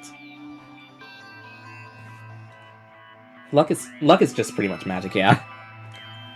No, perhaps even the ones involved don't fully understand it themselves. That day, right after emerging from the Neo World Program, Mark II, Yuki suddenly vanished without a trace. There was absolutely no reason for him to run, yet neither the Kizaragi organization nor Yuriko knew why he chose to disappear.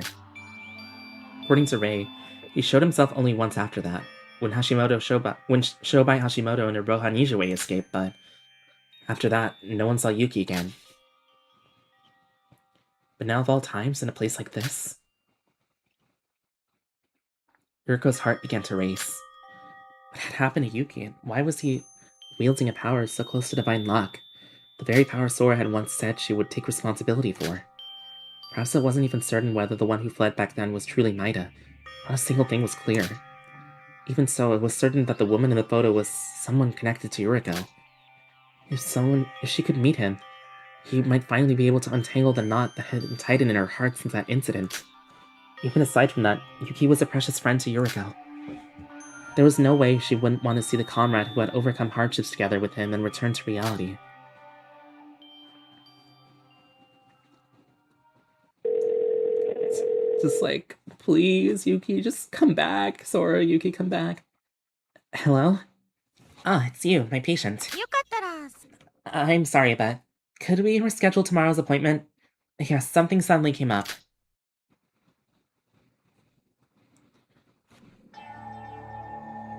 She's out looking for her girl. After that day, wherever she wasn't working, wherever she had a spare moment, Yuriko was always searching for the white-haired magical girl. The person from the rumors truly was her friend, then Kaguya had no choice but to find them. There was only one reason. Because he was her friend, aside from Sora, who remained in the virtual world, waiting through endless time, was the only friend still alive in reality. She had even the slightest clue about his whereabouts, it was only natural to search for him. But... was it impossible after all? I suppose so. If he were that easy to find, I would have found him long ago. Several weeks passed, but Kaguya was unable to find the white-haired magical girl. Even though there were plenty of reported sightings on social media and elsewhere during that time, he never appeared before Yuriko's eyes. She began to wonder if the magical girl was deliberately avoiding Yuriko. Maeda, I don't know why you won't meet me, but if that's your choice, I'll respect it. There must be a reason, right? Yuriko finally decided to give up. Wanting to meet Yuki, perhaps, had been nothing more than Yuriko's unselfish desire. Maybe now simply isn't the right time. If she doesn't grow impatient and just waits, perhaps they'll be able to meet someday. As long as he was alive, that was enough. Even if it was only a reported sighting on social media, simply confirming that he was alive was something gained. Let's go back. Starting tomorrow, I'll focus on my counseling again. Just as Yuriko finally gathered her thoughts and was about to return to her everyday life, it happened.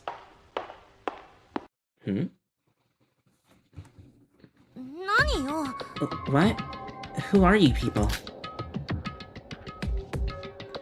She had sensed a strange presence. Before she knew it, several men and women were standing behind Yuriko. Cold, expressionless faces, they silently stared at Yuriko. What's happening? This is the woman, right? Yeah, she's one of those next-generation symbols of hope, a counselor. Good. Looks like we found the right one, those damn hope freaks. Take this woman with us, the Queen of Despair will be very pleased as well. Capturing her alive proves difficult. You could just kill her. Even that alone would mean one less piece of hope left in this world. Ah, goddamn, it's those stupid despair kitties. 本気で言ってるの？ Huh? Queen of Despair? What is that supposed to mean? You guys, her remnants of despair. Can't believe there are still people like you around. This is the only time you'll be able to act so relaxed. Once the Queen of Despair regains her strength, the world will be swallowed by despair once again. Become a sacrifice for despair. Remnants of Despair drew their weapons. There were 5 of them. It wasn't a large number, but Yuriko was alone. She's running, cut her off! Yuriko, run! Yuriko sprinted at full speed without looking back. It was reckless. Coming this far into such a secluded place in search of Maida had been a mistake. The world may have stabilized a great deal, but some parts are still like this. The world once consumed by despair doesn't heal so easily.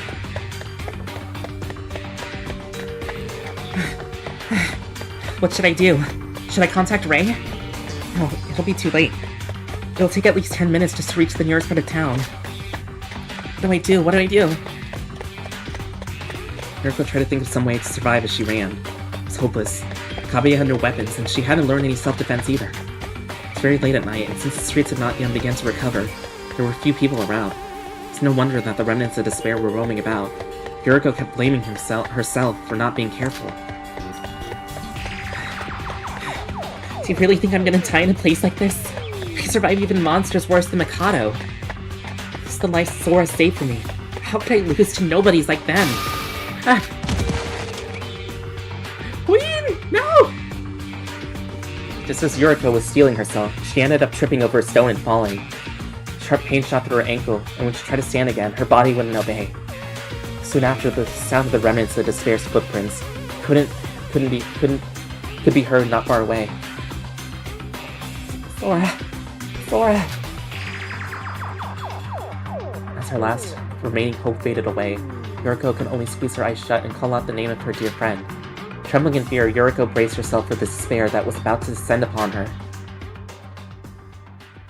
But even after quite some time had passed, nothing happened to Yuriko. Huh? Not only did nothing happen, but strangely, the surroundings had grown quiet.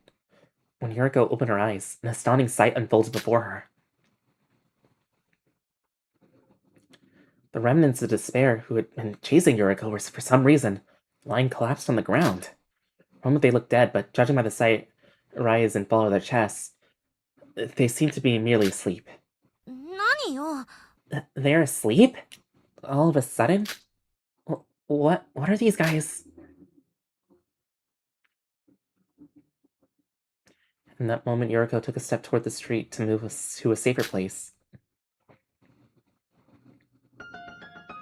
Oh my god, it's them! Oh my god, it's them! Ah. Yuki, Sora! There she was. Face softening in the moonlight, there stood the figure of the white-haired magical girl. Sora? No, that's not it. Yuki?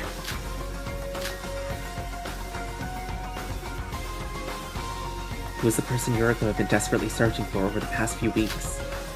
She called out that name, the white-haired magical girl gave no reply.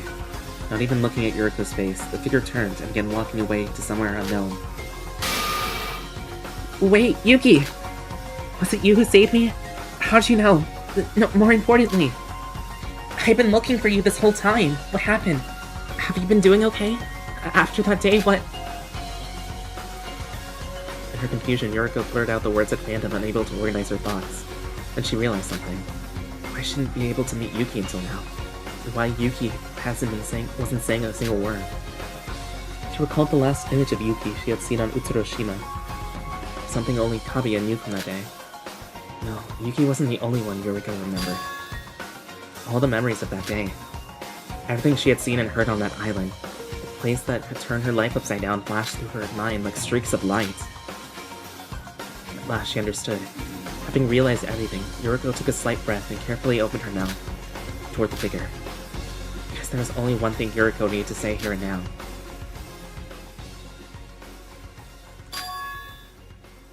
Thank you. I'm okay now.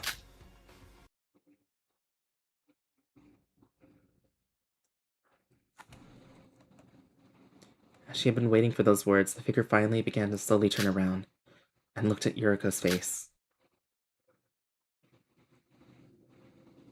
Oh my god!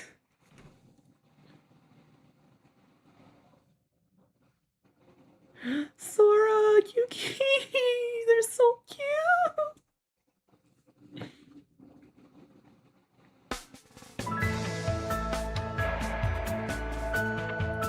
I see. Today is your last session as well, ma'am? That's not a man, that's a guy. Truly, thank you for everything all this time. I don't know how I could ever repay this kindness. There you go saying that again. I told you, didn't I? The one who overcome those emotional wounds and stood back up was you. Entirely through your own strength. Do you truly feel that grateful to me? And please, help other people as well. There are still many people in this world who have been hurt, just like we were. Doctor, I understand. I'll make sure to become someone who heals others people's wounds as well. Alright then. Please take care on your way home, and please always be careful on dark roads at night.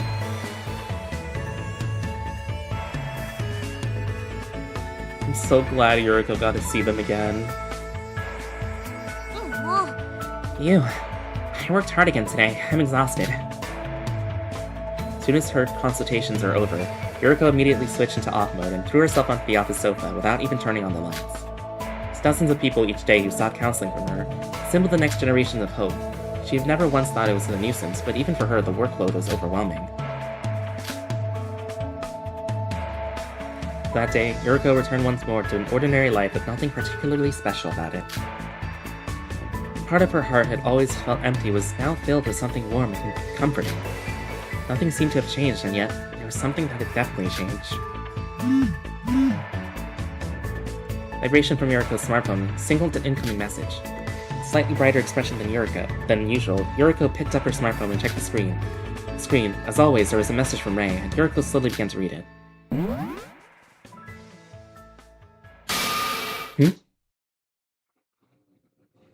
And unlike usual, she drew in breath as slightly surprised.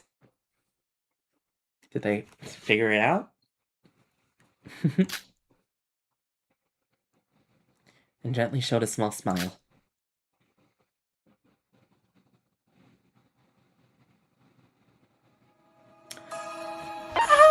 They don't tell us what she read? Oh my god, wait. Did they manage to, like, figure out how to, like, get Sora back from the program or something? Oh my god, like... I want to know more!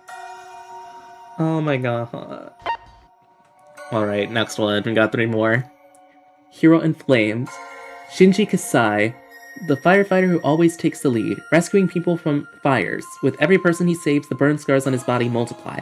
Even with his doctor's advice, he refuses to abandon his sense of heroism. Shinji, my boy! The actual dilf of this game, I love him. Ow, ow, ow, ow! Oh look, it's Ando!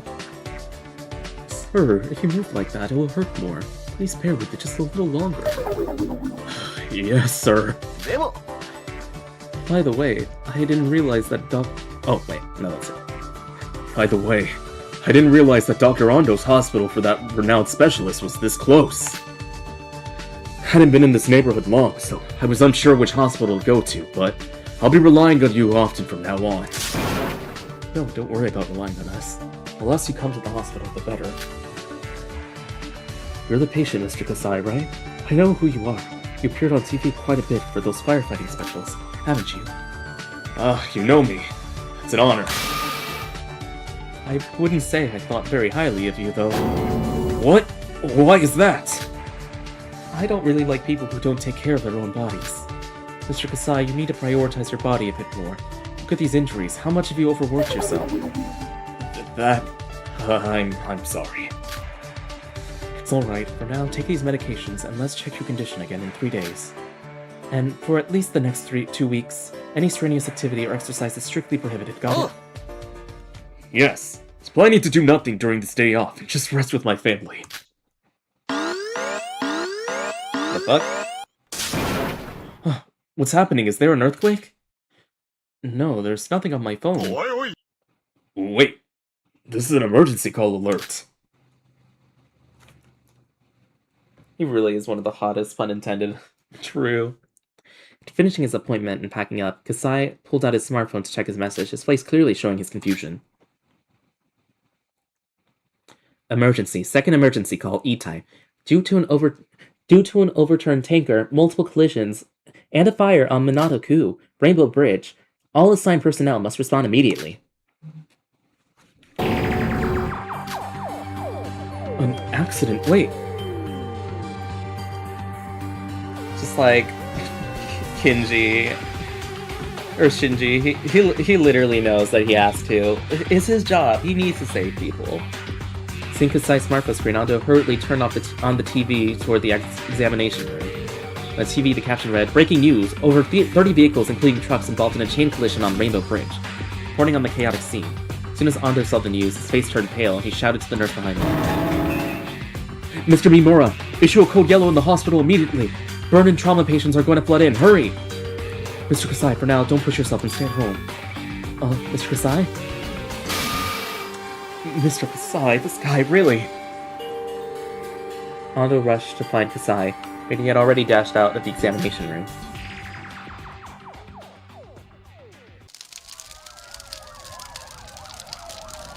It's cold. It hurts. Is anyone there? Wait, is that Inori? Because, like, Inori's whole thing in her free time events is that she was saved by a firefighter, and that was Shinji.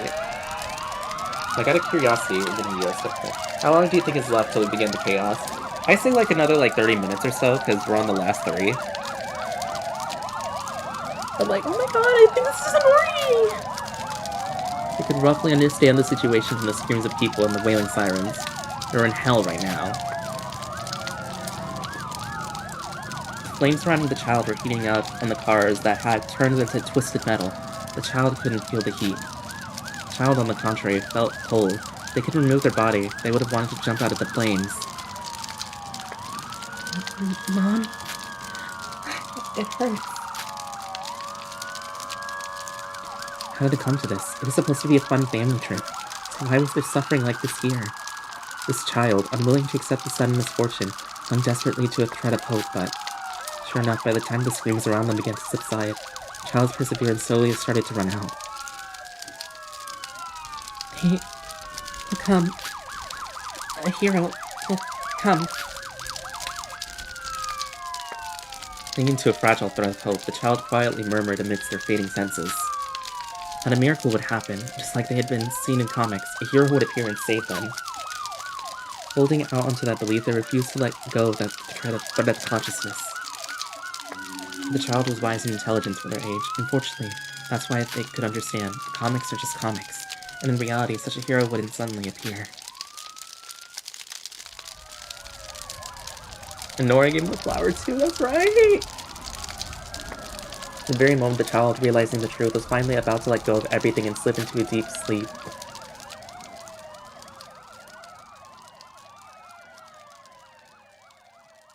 With brilliant light pouring down, a hero appeared.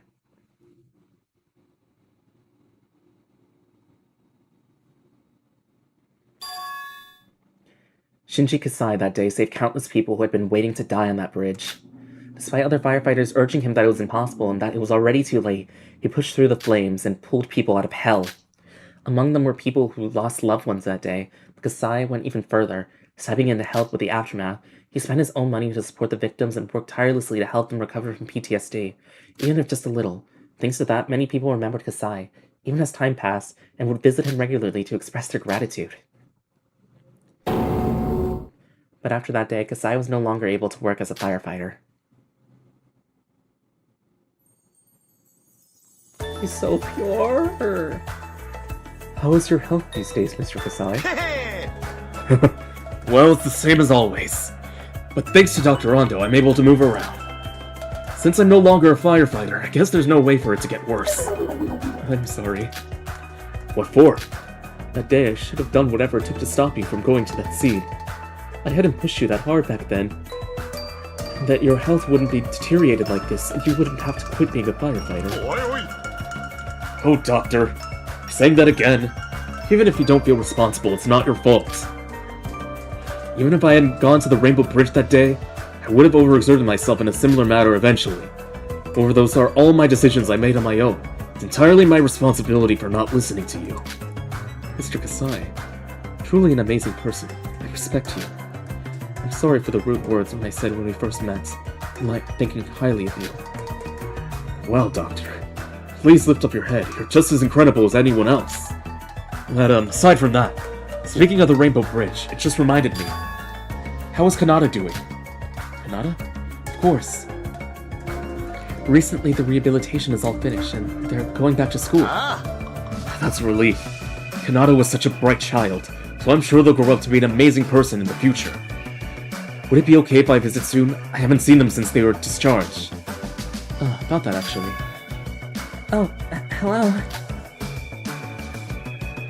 Oh my gosh, she's so adorable! Huh? What's wrong? Oh, is that Kanata? What are you doing here? Actually, when I told them that Mr. Kasai was coming for an appointment today, they insisted on meeting you and followed me all the way to the examination room to say hello. Is that so? You cute little thing. It's good to see you. How have you been? Yes. Mr. Kasai? Huh? ありがとうございます。 Thank you so much for saving me that day. I really wanted to say this to you in person. I don't think I was able to properly speak back then because of the after effects of the accident. Kanata.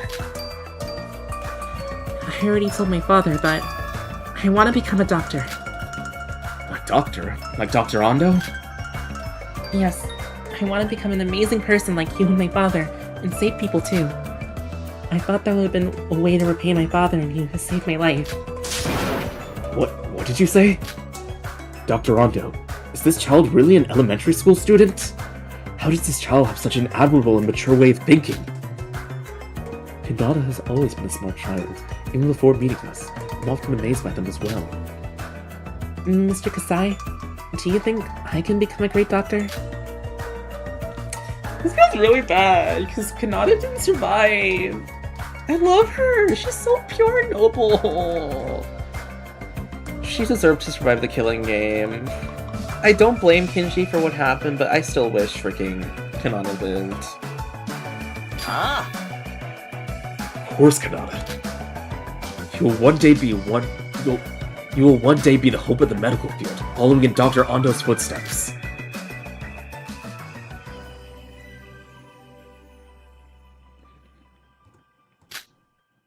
From this day forward, the relationship between Kasai and Ando became even closer. They occasionally tried small family gatherings on the weekends.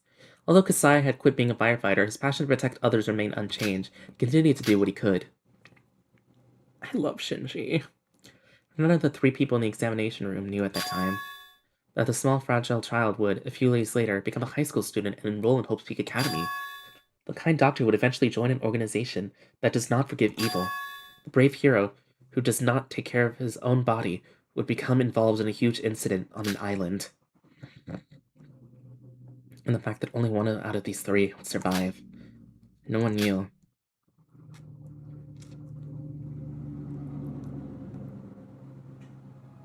I feel bad for Ando.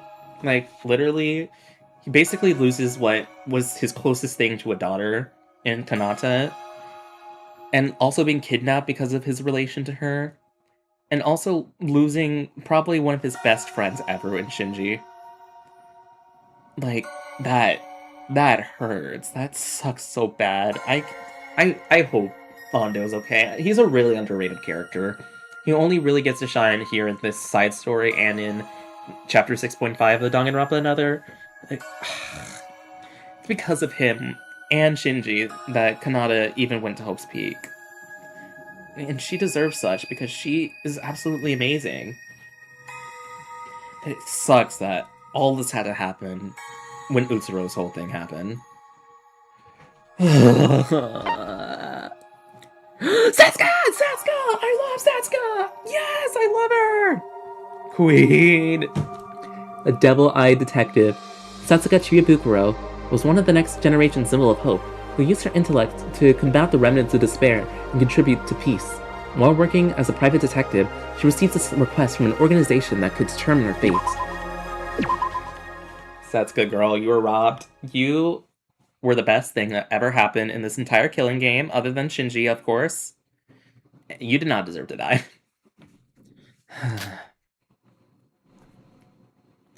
In the dusty office, the woman begins another mundane day with a deep sigh, feeling as the ground itself is sinking beneath her. As soon as she opened her eyes, she put water in the kettle and it shoved in a stiff slice of bread into her mouth. Without much thought.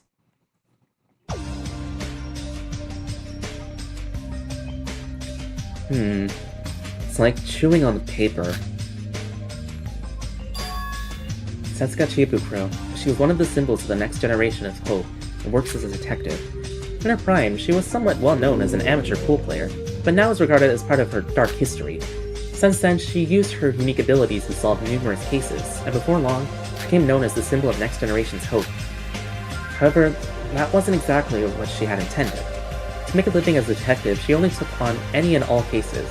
And somehow ended up playing a significant role in building the remnants of despair.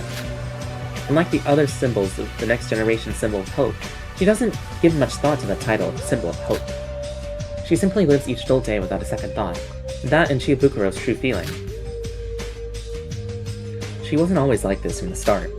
Back in high school, when she dominated pool tournaments and gained fame as a pool player, she was bold, kind, and full of enthusiasm. However, the world did not recognize Chiabukuro's eyes, and without them, she had no particular special abilities. In the end, Chiabukuro was driven out of the pool world, and as she grew older, she became more and more dull, gray, corporate individual. Aw, man. I feel bad for her. It's noisy as ever today, I see. For Chiabukuro, she casually threw the half-eaten bread aside in a cigarette, and quickly skimmed through the morning newspaper that had been brought in. The crime and accident section is still crowded today. Although the most disastrous and most desperate event in human history has somewhat quieted down, the world is still noisy. With skimming through the newspaper, she moved onto the desk and began to go through the pile of assignment documents she had left out yesterday. Oh my goodness, her and Kyoko would probably be really good friends, honestly. She did not decide because of fucking Kanade! Such a scandal ain't that bad, to be honest. True. Adulterous photos, missing person notes, and a transcript full of lies. They're all boring cases. Every single one of them. To mention, she wasn't particularly attached to her work. She just did it because it was her job. As a detective known as the symbol of next generation hope, Chiabukuro receives a vast amount of case requests.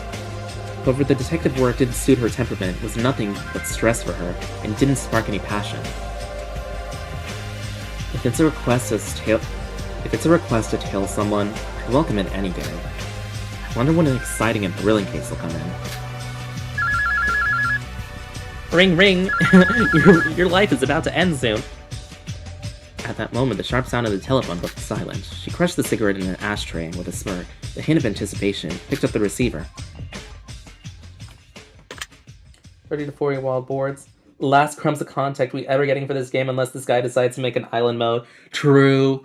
No, I don't know exactly what they would do for an island mode, honestly. Like, most likely just have an easier way to access the free time events, I suppose. Though it would just be nice to see all of them happy.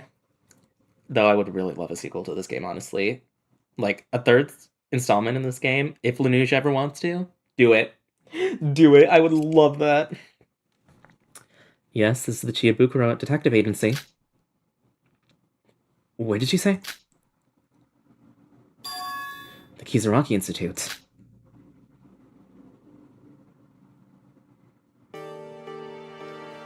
Oh my goodness, queen meeting fellow queen. And Kinjo's here, I guess. Thank you for your hard work in coming such a long way, Chibukuro. Nice to meet you, big sis. I'm Setsuka Chibukuro. You said this was a quest to find someone, right? Correct. It might be a bit sudden, but let's skip the preliminaries and get straight to the point. Nani? I really had to kick out Teruya from this meeting. Hold on a second. Who's that guy over there? Apologies for the late introduction.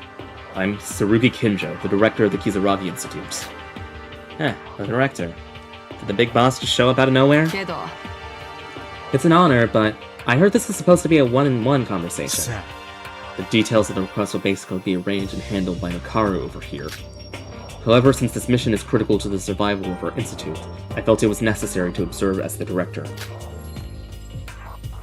Killer content with the characters just like the main games do, and of course, shirtless Yuri shows up more than once. I mean, I wouldn't be opposed to that. ごめんね。 I apologize for not mentioning it earlier. This guy, no, the director, suddenly. It's fine. Don't worry about it. It happens. So, who's the person you want me to find? The target's name is Mikado Sonoshi. The person bypassed our institute's security, stole top-secret files, and has been traveling across the country committing crimes. I've compiled the details in this document, so please take a look.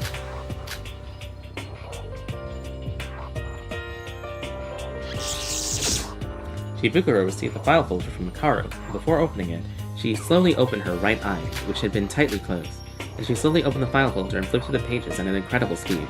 It was less than looking, and more like a movement as she were counting the pages. After flipping the last page, Chibukuro closed the file folder and once again closed her right eye.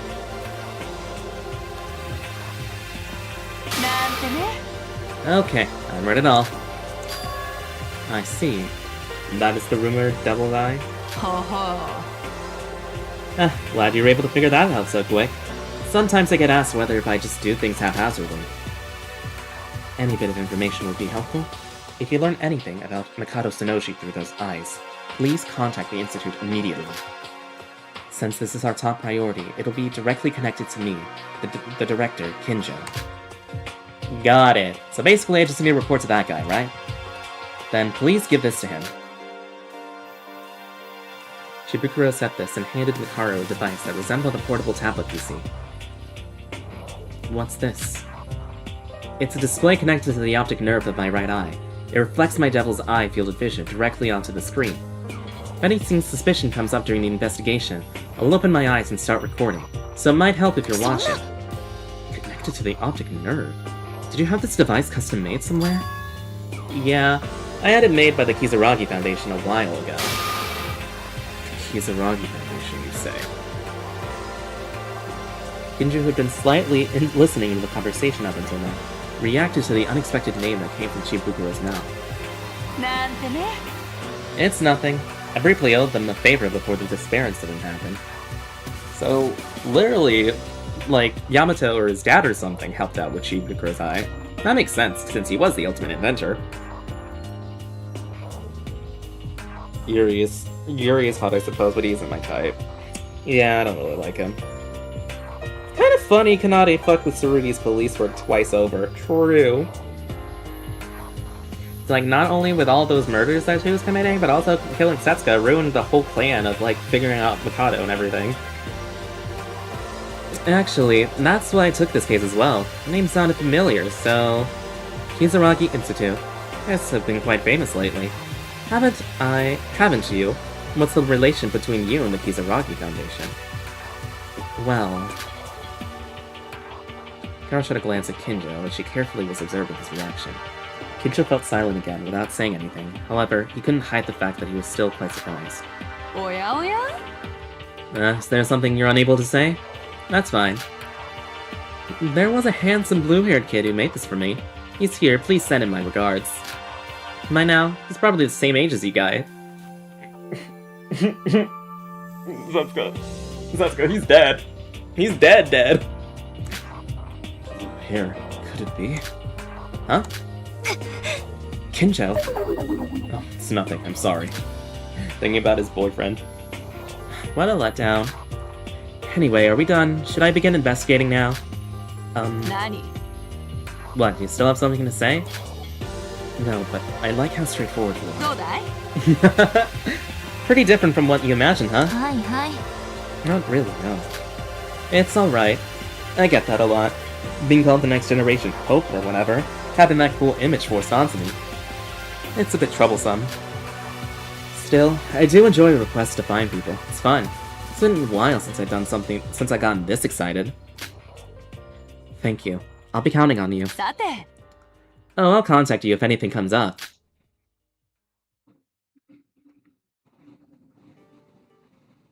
And that's why Setsuka got fucked over and died. Feeling somewhat better, Chibukuro left the Kizuraki Institute with light steps. They were finally strangely fascinating people, Chibukuro thought. However, her talk remained unchanged. As always, she would take the case to complete the mission. A slight surge of energy after a long time, Chibukuro opened her right eye, recalling the contents of the file folder she had seen earlier and made her way back to the car she had parked. So Setsuka knows Kizuragi indirectly? I think I found the connection. It's like, not only did they know because of Kizuragi indirectly, but also because Setsuka, was hired by the Foundation in general to figure out, where the fuck is Mikado? She didn't know the significance of the person who made her who made her tablet and what kind of connection he had on the two people at the Kizuragi Institute. Chibukuro also didn't know. She didn't know if this case would be the last one in Chibukuro's life. Rest in peace, Setsuka. Alright, and we're in our final one, the empty world. Everything had ended and nothing remained in Utsuroshima. How were Sora, Utsuro, and Mikado feeling? What were they thinking about? Mikado dead in the corner. Shobai pisses me off. Dude is connected to everything. I know, literally he's responsible for basically everything that happens here because of his deal with AI Mikado. But also at the same time, he is the GOAT. He is the GOAT of all time. Thank you for waiting, Utsuro-san. Sora! This time, I tried making a cute bow tie. It might suit you better than I expected. I guess I'm quite talented, aren't I? Shobai was paid to do it all. It's all about that money. I wonder why Shobai did any of this.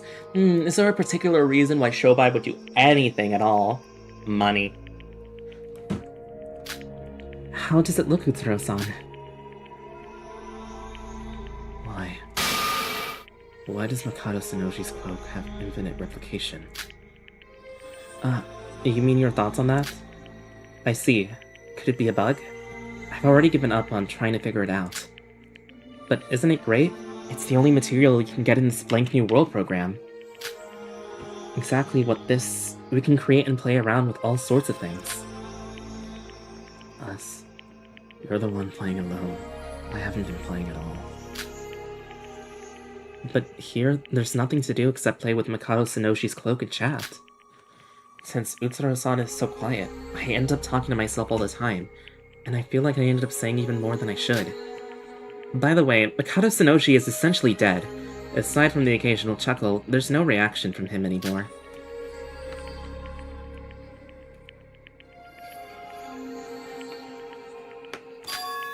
Now that you mention it, you don't need to add son to my name anymore. Oh? I see, I didn't know. I suppose that's natural. You've already spent more time here than the time experienced by the memories of Akane Taira. Don't say that. What does time even mean here? No, it's a good thing. It seems like you've finally been somewhat freed from the shackles of Akane Taira. The you who isn't Akane Taira, if you think about it, is someone who's been affected by both me and Akane Taira. Sora. Huh? There's something I want to ask. Wow, the sun will rise in the west tomorrow, huh? For you to start the conversation first, Utsuro-san. Of course, here, neither the sun nor the moon rises. He's dead inside, true.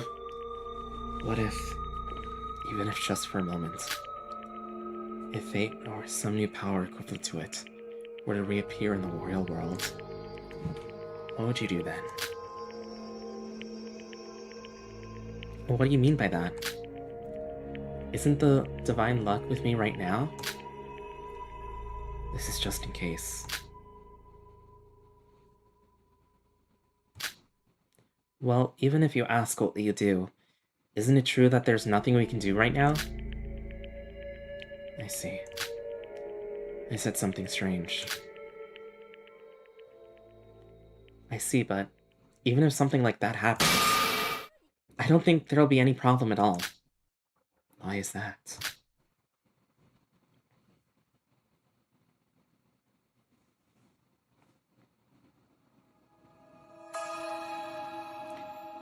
I'm sure I said this during the final moment of parting with them that day. I asked them to live with all their might. Among the people who heard this, there were also that scumbag Shopai and the stubborn Mr. Kinjo. Living on doesn't necessarily mean only good things will happen. I said that simply being alive is hope itself, but ironically as we live on, we inevitably experience despair as if it's something natural. It's a given. Life is like climbing a rugged mountain, not knowing what will happen next. Even without using an example of luck, they will probably face similar, if not worse, things until the day they die. But now, they will know how to think, how to act, and how to live. They learned those actions here in Utsuroshima just like I did. So no matter what happens, there's nothing to worry about. They are human, and they will continue to live on.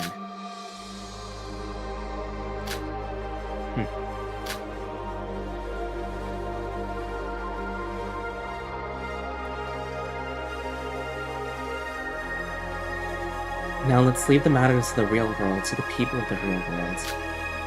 For now, what should we make for Mistress Emoji's cloak? Do you have any ideas, Utsuro?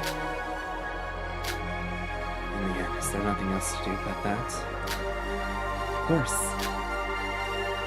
Well, this time. This is part of the conversation they had on a certain day, long after the edge of the Neo World program, with countless days have passed. And it's officially part of the last conversation data recorded by the Neo World program. After this day, the recording system of the Neo World program, which had been repeating meaningless loops, came to a halt. Therefore, no one knows what conversations they had or what thoughts they had after that. However, someone will remember them. Someone will live on in order to meet them again. Someone will bury them in their heart and move forward. The girl with white hair who was nothing. No, the girl who was nothing defied all those things as living on. That's right. Living on is both hope and proof of being human. That is truly the symbol of hope. I really like that, actually. Kokoro and Yuri fans got nothing. Yeah, it kind of feels bad for them. Like, Kokoro, like, I felt like she honestly could have probably had something, maybe more about, like, her and, like, maybe her previous husband, or Kako. Like, I felt like we could have gotten something with that. Yuri, I don't really know for him, honestly. But that's all the side stories, though. That was, like... that message at the end, though, just, like, living on is, like, symbol of hope and proof of being human. I love that, though. Should always strive to keep living, no matter what happens. Got all the credits. Obviously. If anyone can read this, obviously. Credit to them. But definitely all the respect to Laneige for making this series. Sora is the GOAT. Yeah, she's one of my favorite protagonists ever. It's just like... you see a short epilogue and behind the scenes short story that means... oh wait, that's just that. Never mind. But, yeah, like... Sora's one of my favorites. Like, Makoto's okay. I love Hajime a lot. And, Shuichi and Kaede, I do like them a lot, but... Sora's probably one of my favorite protagonists. in this series. Yuki is okay. And if I count other fan projects, Teriko, I like where she's going, and Damon can eat shit and die. Okay, I like Damon still.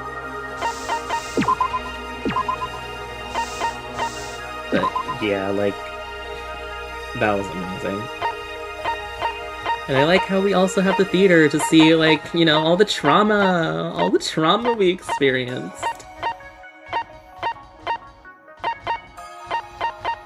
Also, one last thing I will say, I want to play this one again. Amazing Digital Circus last episode be like. Previous episode of the Amazing Digital Circus be like. For anyone who watched that, this is still one of the best executions of all time.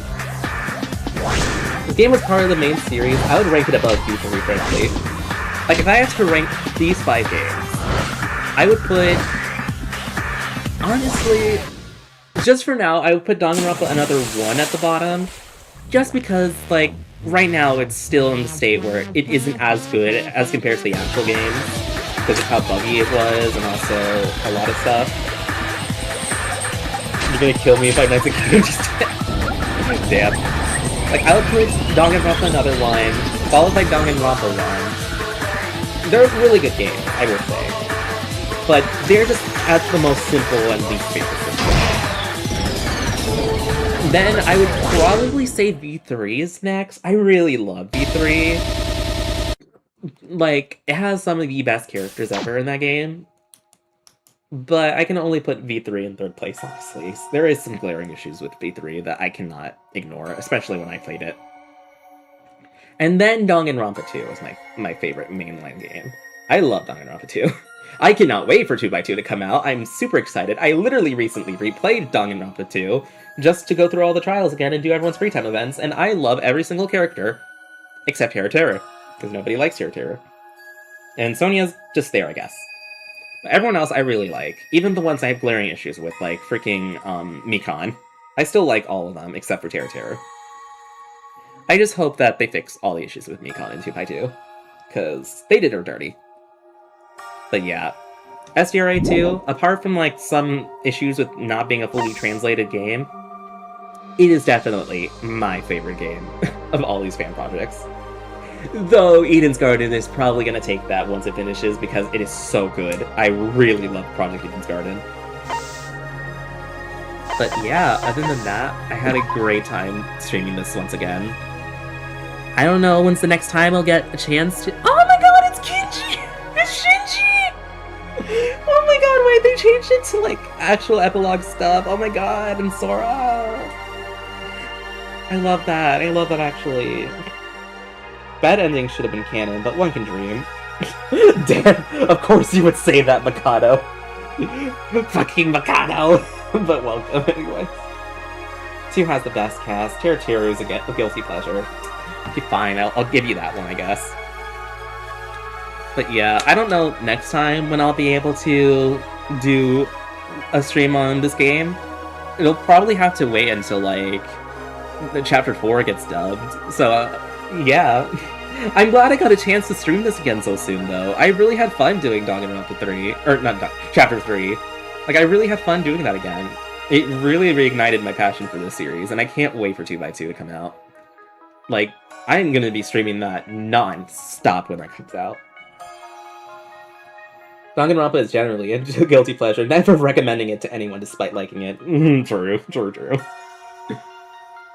Like, I love the game, but, like, having people, like, trying to suggest it to people is really hard because of all the stuff that happens in it. Dope Shinji supremacy, yes!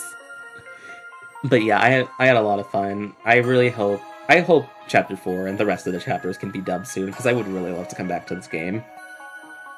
And I am willing soon, because obviously I'm going through my playthrough of Buck Fable still, which I'll probably stream again tomorrow.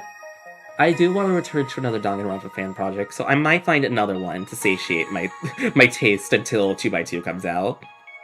Other than that, I still am just waiting for 2x2, and also for Eden's Garden Chapter 2 to come out soon, because I feel like it might come out early next year, honestly. I feel like it could happen.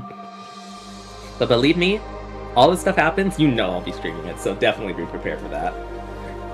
But yeah, I had a great time, and I hope y'all had a great time too, watching all these side story events and my attempts to voice act them as well.